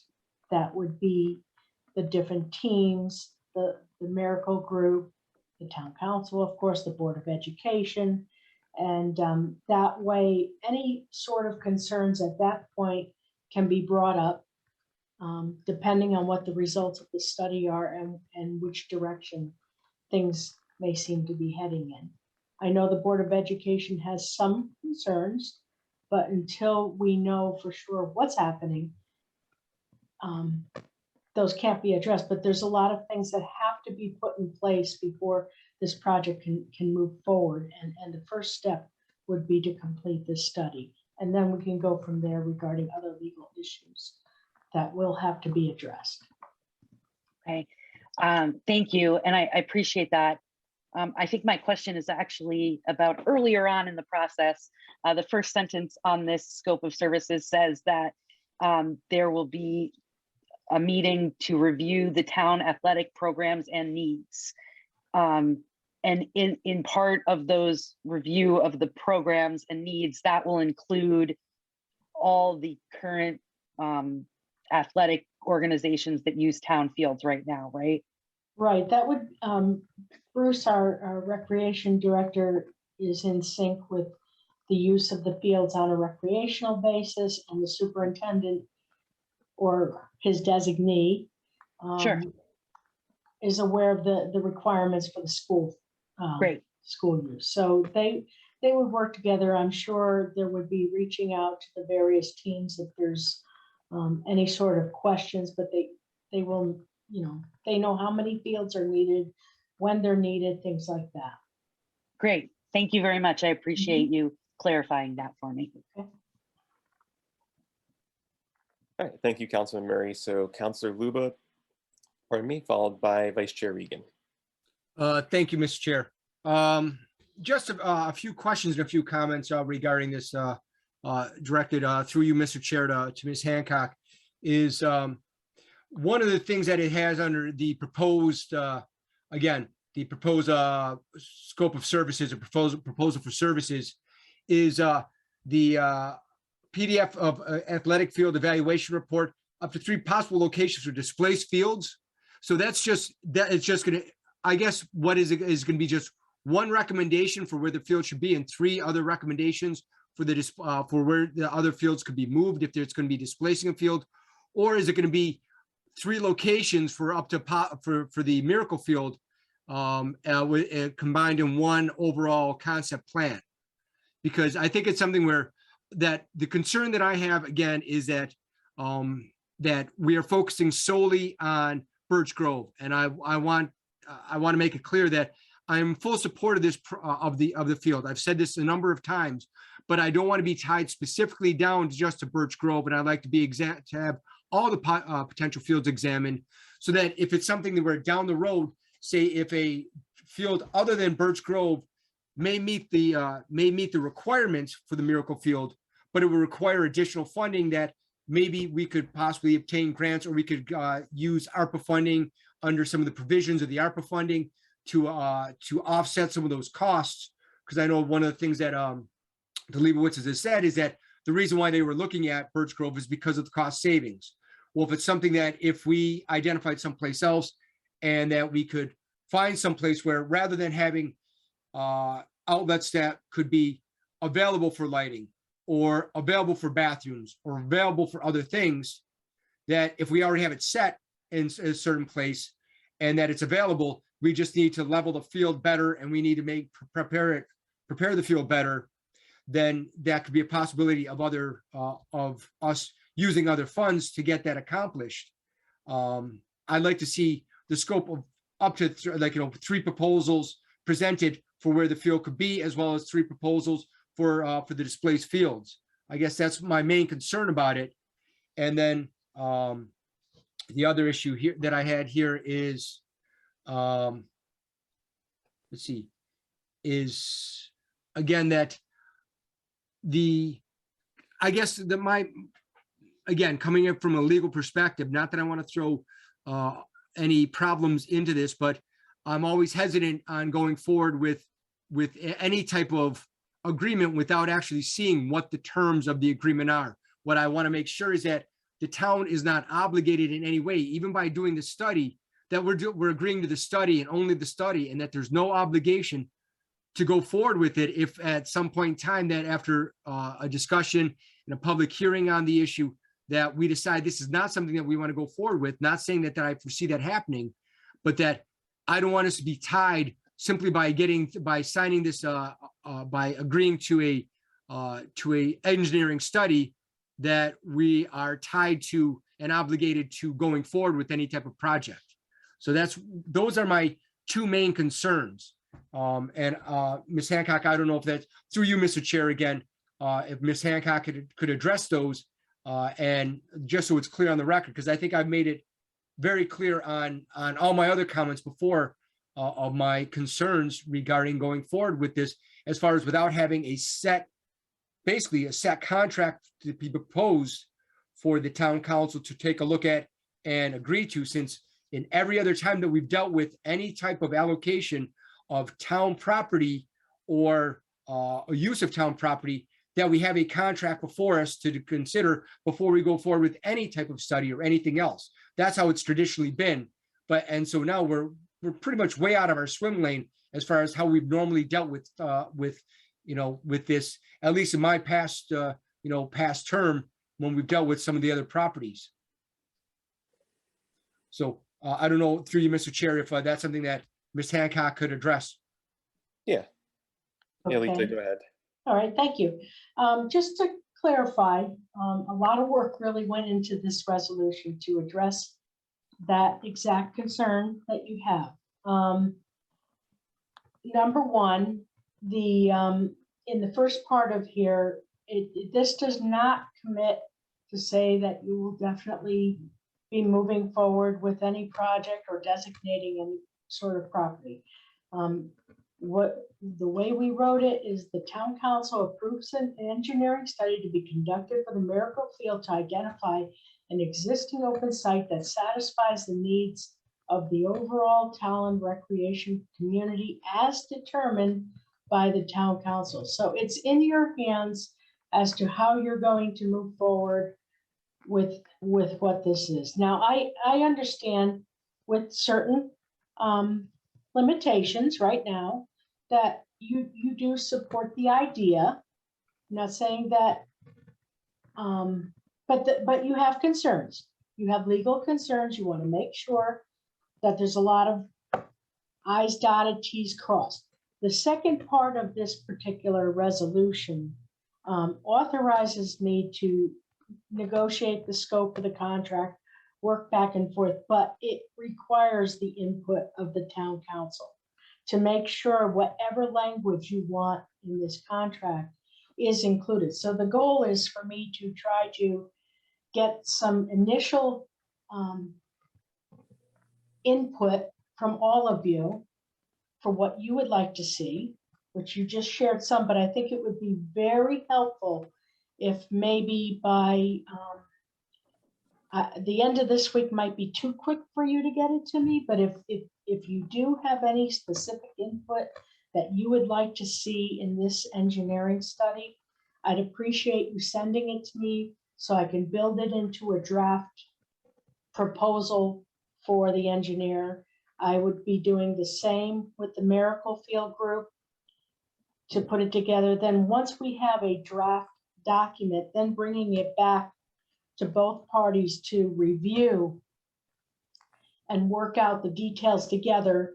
We could probably do it one-on-one rather than emailing, all responses as a group, but trying to work together to get a final proposal, at which point then I could move forward by signing it and getting it moving.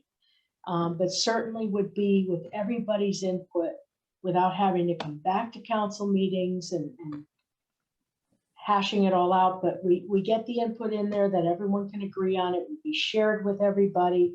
And once I have the blessings from each of you of what goes in it, we move forward. So that's the idea behind that. Thank you. Thank you, Ms. Hancock. Thank you, Mr. Chair. I just wanted that clear, wanted a clear statement on the record as far as what the resolution would entail. Again, I support this program. I support the Miracle Field. I just want to make sure that we pick the place that is most appropriate, not just one that we focus on specifically, where if it does end up being Birch Grove, that's great. But if there's other fields that may be more appropriate, given our long-term goals, as far as what we've envisioned, I think what all of us have envisioned as far as having more facilities available, more other things available for the players, for the families, and I think that that's something that we really need to take a very hard look at and consider before we just solely devote ourselves to encumbering a Board of Education piece of property. So, but if that's what the ultimate decision is, then I would support that. But it's something that I want to make sure that we get a full study and that we have all options presented to us and not just sort of focusing on one with other sort of throwaways on the side. So thank you, Mr. Chair. No problem, Councilor Lubin. Yeah, I do agree that I believe it was mentioned perhaps in not as clear terms, but under the scope of services, it indicates that there be existing Miracle Field location reports. And I think it also does encompass some of those other potential athletic fields that were listed above. I think with the inclusion of Councilor Murray's mention of Heron Cove, that could be added to our scope of services or scope of study. So, but I do appreciate those concerns. Thank you. Vice Chair Regan, followed by Councilman Udacek. Thank you, Mr. Chair. I'll start by saying that I think the information we have in front of us brings us closer to this. I have yet to hear a single person, whether on the town council or from the public comments. I haven't heard anybody say that they don't want this field there. I think everybody is in agreement that we do want this field. And I want to expand a little bit on what Mr. Lubel was saying. I did find some of the language within this, and to me, it's not that big a deal, but I just want to throw it out there as a comment. I did find some of the language to be contradictory. In the letter from Chuck Eaton on page 16, it says the study will determine if there is a more appropriate location for the field. So in other words, what Mr. Lubel was saying, are we bound to the Birch Grove for Miracle Field? It's Miracle Field at Birch Grove, or it's not in Tolland. Some of the language says that there's another possibility under deliverables. It says future locations of the displaced athletic field relocation will be prepared. So to me, that says that any fields that are displaced by the Miracle Field at Birch Grove, they're going to look for other places to put those fields. But my initial point was in the letter that Chuck wrote, it said they'll try to find a more appropriate location for the Miracle Field as well. So I think we've sort of clarified that in the comments that we just made. So I'm supportive of the study moving forward. I'm ready to vote on it. I'm happy that the engineering study will include the superintendent, the recreation director, and then once the study's completed, all the stakeholders will be brought together. We'll have a conversation. Everybody will have the time they need to make their comments. So I'm comfortable moving forward with a vote on this. Thank you. Thank you, Vice Chair Regan. I agree with those sentiments as well, and I do believe I think Lisa might have clarified as well that through the recreation department head Bruce Watt. League representatives can definitely be in touch with them as if we move forward with this, have those discussions between them, the recreation director, and then through the recreation director to CHA while conducting the study process. So there's definitely ample opportunity for those parties to be involved through the town as well as when we move forward, if we do with the study, to have that joint meeting when a final location is picked or a final recommendation is submitted. Right. Councilman Udacek, followed by Councilman Nuccio. Thank you. I just wanted to first say thank you for everybody that spoke up at public participation, especially the two young voices that spoke up. Takes a lot of courage. So it's always great to hear from the people that are going to be a future. Been typing up some notes as I've been listening, but I am very happy that there's a broader scope on the engineering study and that a resolution has been included. I really hope this doesn't get pushed out another time because I will be very disappointed. This is a huge asset and an opportunity to a town. As a resident also said earlier, this study is to show that we should have plenty of space for everyone. I don't think any children should be excluded from any sports. And like another resident said earlier, some children just don't have as many opportunities as other children. So it's also a very safe place for the children to play, and parents have support with each other at these grounds. I also want to thank the Leibowitzes again for their dedication to our community. Again, this is an opportunity. And I think I just had one question for the Leibowitzes, if I can find it here. But actually first, Ms. Hancock, after everything's gathered and everything's finalized, how soon do you think the engineering study would start? Like in another couple of months, or I assume it would take a while because it sounds like we have a lot of work. It's going to take a little time just to get this document finalized, and I hope we can move very quickly on it if I could get input from each and every one of you. So once I get that together, I would hope within the next week or so we can have something finalized and ready to go. And then I'd have to see when they could begin, but I know the process would take 3 to 4 weeks is what he told me. So hopefully they could begin in February at some point. That's the hope, but I'd have to get that confirmed. And after that, it sounds like we would meet with the other organizations and all the stakeholders, as I think Councilor also asked. And then this one's for the Leibowitzes. I'm just wondering if this all works out, how close it would be, do you think, to have a miracle field up in Tolland? Mr. Chairman, may we answer? Yes, you may. Okay. Colleen, we think this, once a location is established and we could put a face on the project, we think the farthest is 2 years. We think even sooner we'd be able to raise the money. Again, it depends on where it is, what other funds are available, if there's any funds available on the state level to help us or federal level to do it. Our original, so we outside 2 years, I mean, we've been able to raise $160,000 since May.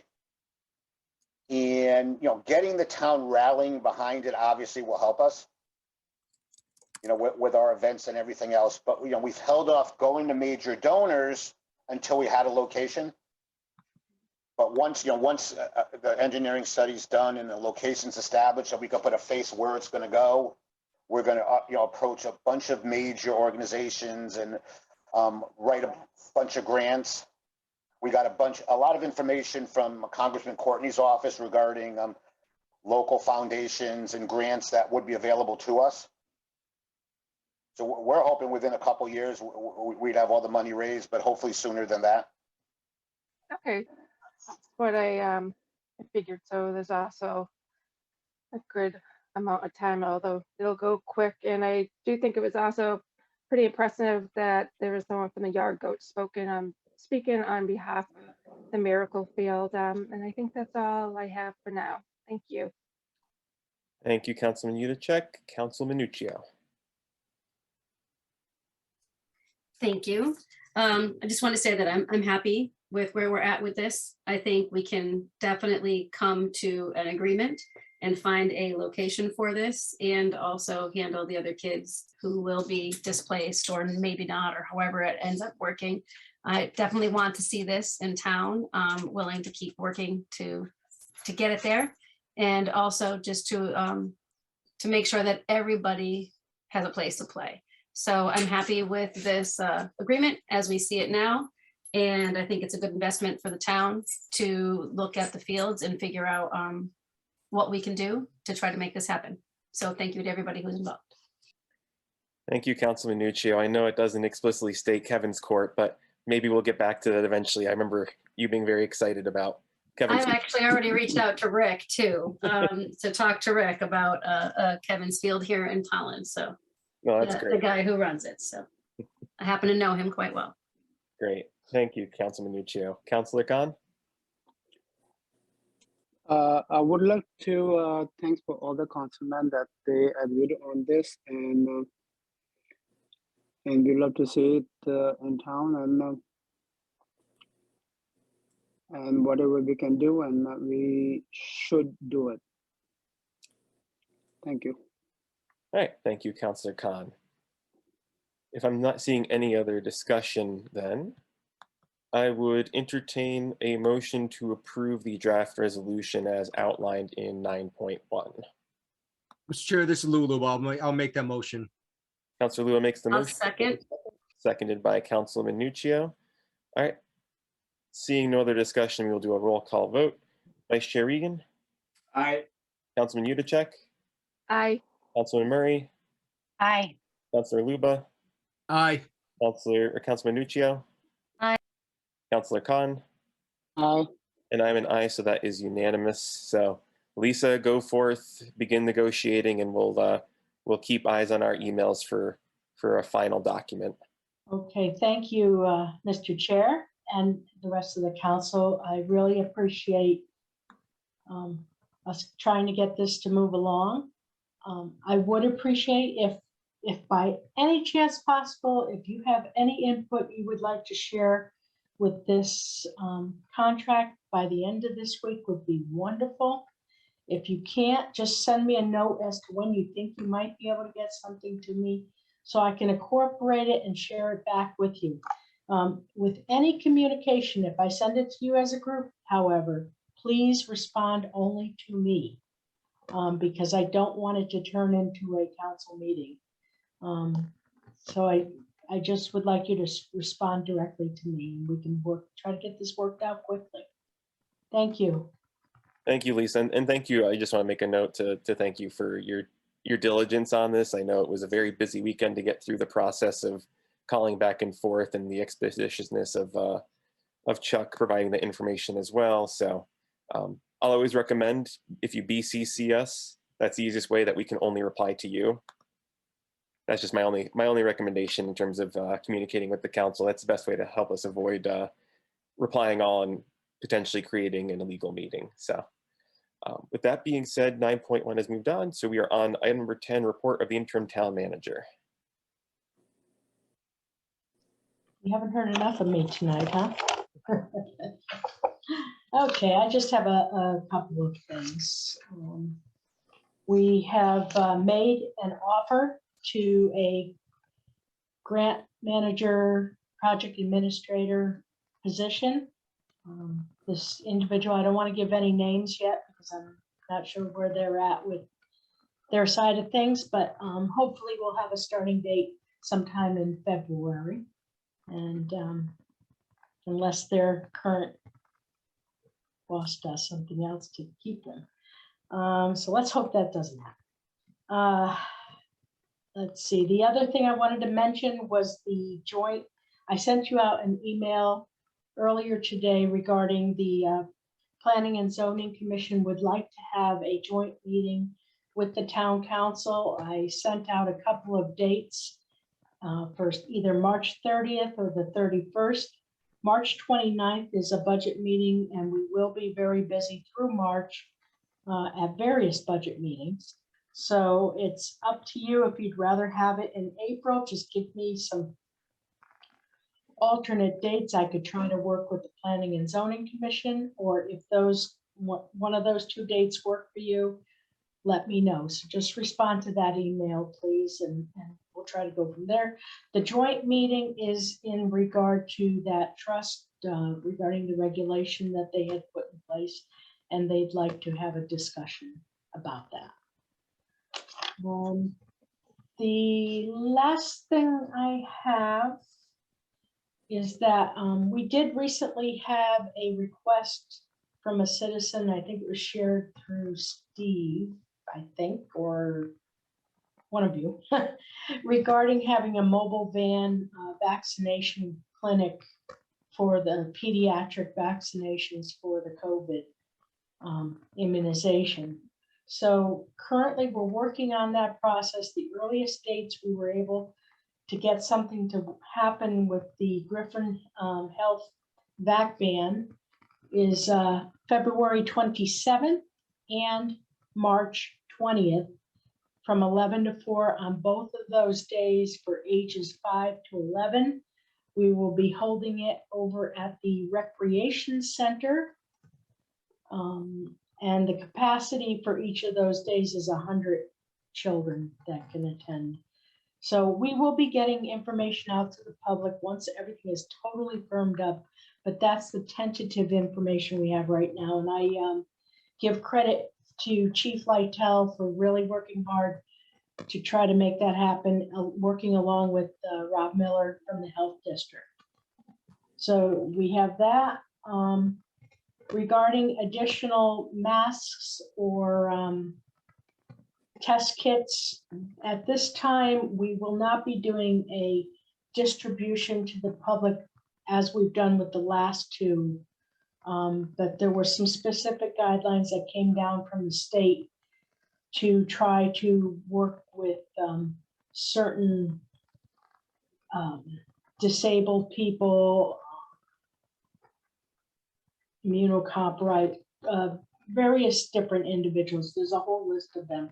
And our human services department is working with John Lytle and his team to try to get these tests that we will get, which is, we will have just a few more tests, get them out to these individuals where we will have them delivered to the homes where the people can't get out to get them. So that will be that. If there's any citizens in town who missed getting masks, just contact my office or contact Chief Lytle's office, and we can get more masks out there to people who might need them. I have a few boxes in my office, so if someone happens to be in town hall, a few of the offices have been supplied with them, and they are able to give some out if somebody needs them. That is all I have, I think.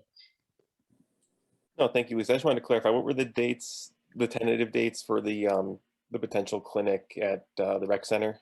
It was February 27th and March 20th from 11 to 4 on both of those days. And it's for children ages 5 to 11. And we will have a max capacity of 100 vaccinations per day. No, thank you for that clarification. Yeah, I believe it was a message, I believe, from one of the Board of Education members or a resident who serves on the Board of Education. I think it was Christina Plord, that they contacted the council. So then I think reached out to you, and then you were already reaching out to Chief Lytle. So thank you for all that. And I think even the CERT leader, Jim Toomey, is working with Chief Lytle on that distribution for at need and at risk individuals through human services. So everyone's working really well and working in alignment. So thank you for that. Are there any other questions or comments from council members? All right, seeing none. Let's go back to the agenda here. Adoption of minutes. I would entertain a motion to approve the minutes as outlined in 11.1 through 11.3. This is Katie Murray, so moved. By Councilman Murray, seconded by Councilor Luba. Is there any further discussion? I think it was Councilor Reagan that did it, Mr. Chair. I'm sorry. Okay, no worries. Yeah, I'll try that for our clerk or secretary, Lisa Viscuzzi. So that's Councilor Murray made the motion and Vice Chair Regan seconded. All right, seeing no discussion, we'll do a roll call vote. Vice Chair Regan? Aye. Councilman Udacek? Aye. Councilman Murray? Aye. Councilor Luba? Aye. Councilman Nuccio? Aye. Councilor Khan? Aye. And I'm an aye, so that is unanimous. Thank you, everyone. Correspondence to council. Katie? Thank you. I have 14 communications that came in. 2 of them were regarding the public hearing, which I already mentioned, and then 1 regarding the mobile vaccination clinic, which Ms. Hancock has already started following up on. We got 2 email communications asking us not to implement a townwide mask mandate. We got an email with questions regarding our meeting format. There was an email that came in asking if the town would be interested in purchasing 1 or more acres parcel of land with Settlers Rock on it. There was 3 emails regarding support for Miracle Field, and one of those people also gave public input tonight. There was an email supporting Miracle Field, but at a different location, suggesting possibly Cross Farms or Tolland Middle School. There was an email with questions and suggestions regarding Miracle Field and the meeting process and suggested changes to the town charter. There was an email requesting a statement regarding school children overdosing and to raise awareness of the service and programs our town offers in regards to substance abuse. And finally, there was an email giving background on the Affordable Housing Trust Fund and urging the town council to approve its adoption. All right, thank you, Councilman Murray. So moving on to the chairperson's report, I do want to mention that the email regarding the substance use issues is also relayed to the interim town manager, and I believe a e-blast was sent out within the last day or so regarding regional programs as well as links for services and needs for youth in regards to substance use. We will be, kicking off a lot of our budget and community budget discussions obviously next month. So if councilors go to the finance department website, there is the calendar of all our meetings that we'll be having in February, starting with the capital budget public hearing on the 10th, as well as the joint meeting on the 24th. Just want to remind everyone that then there will be additional meetings regarding the budget in March, but looking forward to having those discussions. And that is it for me for chairperson's report. So we will move on to public or communications and petitions from council persons. So if there's any petitions you like to raise your hand. All right, great. We have Councilor Luba followed by Councilman Udacek and then Councilman Nuccio. Thank you, Mr. Chair. First off, I'd like to thank everyone who checked on me on Sunday after that Bills loss. That was a horrible loss, but I appreciate people checking in on me for that. I'm doing okay now. But on a serious end, I would like to have the town, well, at least to recognize members of the 102nd Infantry Division, that a battalion that's coming back from their deployment. That there's a number of veterans that live in town, that they're led by Lieutenant Colonel Frank Tantillo, who was also a member of the Board of Education here years ago, was a resident here years ago, and that they completed a successful deployment, and that a majority of them have already gone back, but the rest of them will be getting back sometime tomorrow. So I just want to take this moment to recognize them and thank them for their service. It's because of them that we continue to be safe within this country. So thank you all.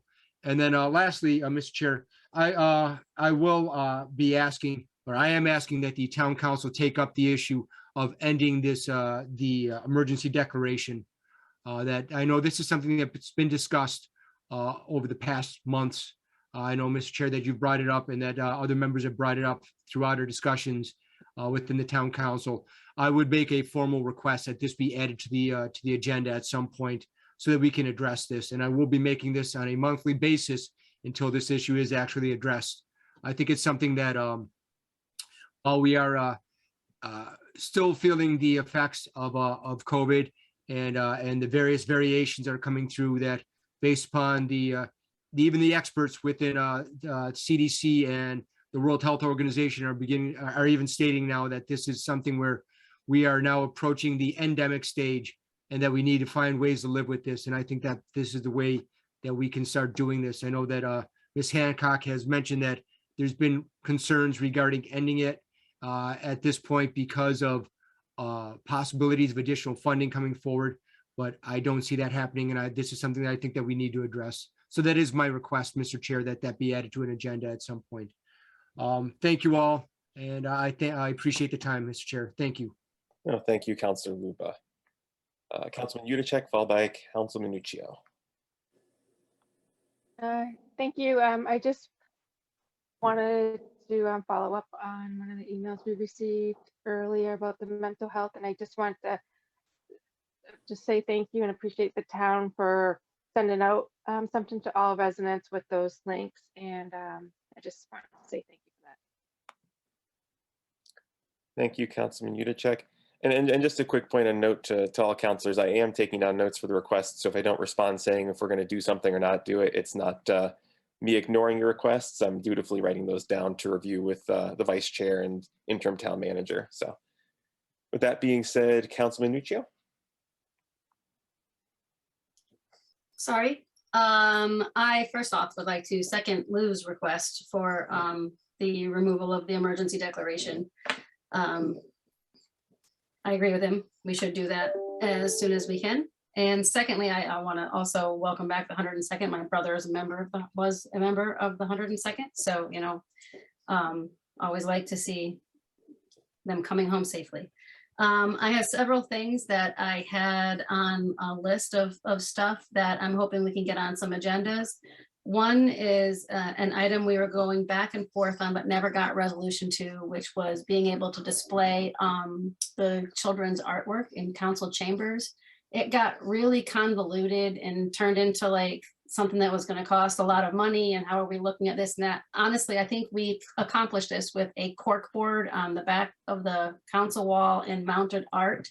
We're now 2 years past actually being able to get this done. So I would like to formally put on that we get something where we can put up the artwork from the kids on the back wall. We had been working before on a rolling 5-year actual and projection from financials, and I'm hoping we can see some financials coming up and start to go back to look at what the 5-year rolling period would look like. Next is Ordinance 60. We need to get that back on an agenda as soon as possible so we can go over that. I do want to also inquire about the sidewalks. I know we've got the capital budget project plan coming up soon, so I'm hoping we can discuss that with the capital plan on what we're looking at from culmination of all the feedback that we got for the sidewalks for the historic district, and look at what options we have to either start looking at an engineering study or something to try to find some resolution to that. Another thing was the CROG regionalization back office study. We had approval that we were going to get a grant for that prior to COVID hitting. I think through CROG, it was all set to go through to do a review and analysis of the back office between the Board of Ed and the town council to look for some opportunities to save money. I'd like us to follow up with CROG to see if we're still going to be able to get that grant or how we can move forward with it. And then the last thing that I have is I spent some time this weekend with Debbie McCoy, who has been, well, the concrete queen actually is what they like to call her, but she had been leading the charge with the crumbling foundations. And she made a mention, she made a point of talking to me about the information that's available on websites for Crumbling Foundation. And I did get Lisa, did get from Lisa like what we have on our town site. And I think at some point it might make sense for us, especially now that we're really rolling along with not only the houses being fixed, but also the update to the amount of money that's out there and the fact that they're going to start removing people from the list who don't actively have contracts and are engaging, which, you know, I agree with. If we're not moving forward, then we have to make that space for somebody else.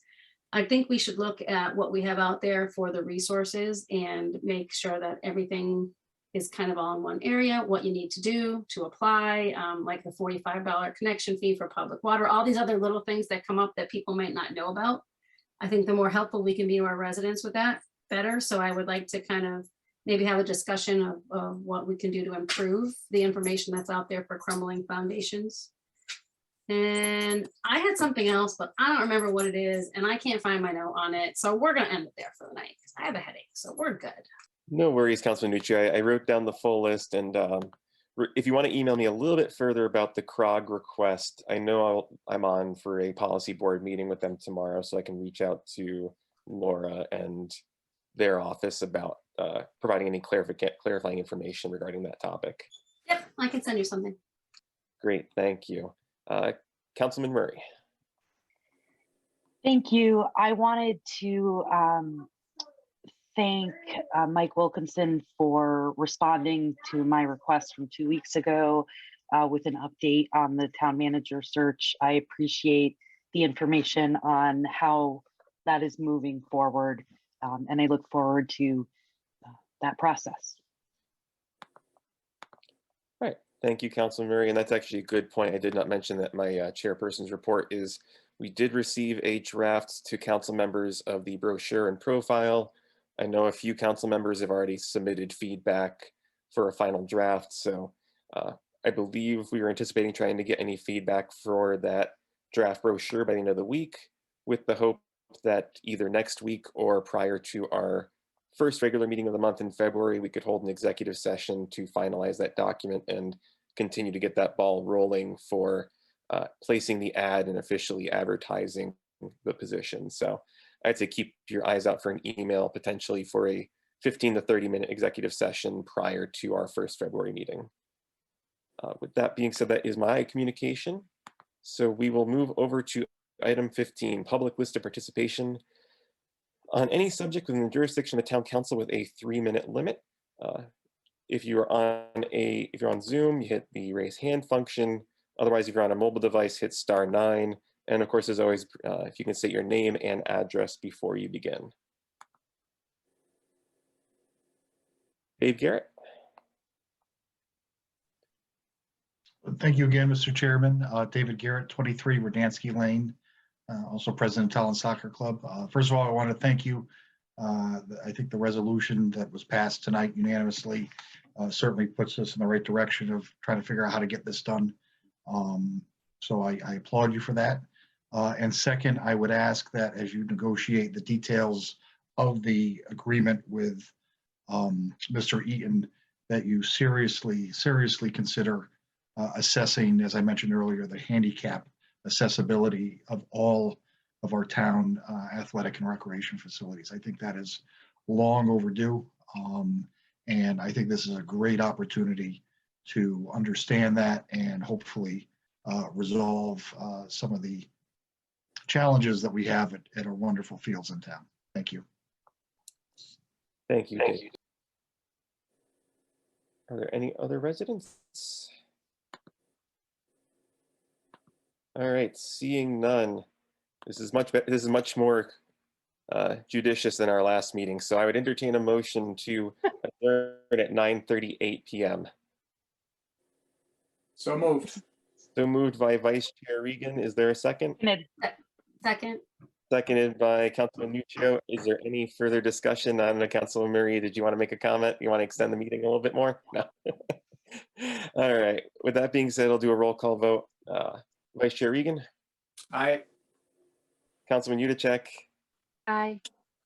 Councilor Luba. Aye. Councilman Nuccio. Aye. Councilman Murray. Aye. Councilor Khan. Aye. And I am an aye, so that is unanimous. Thank you, everyone. Have a great night, and we will see you at the next meeting.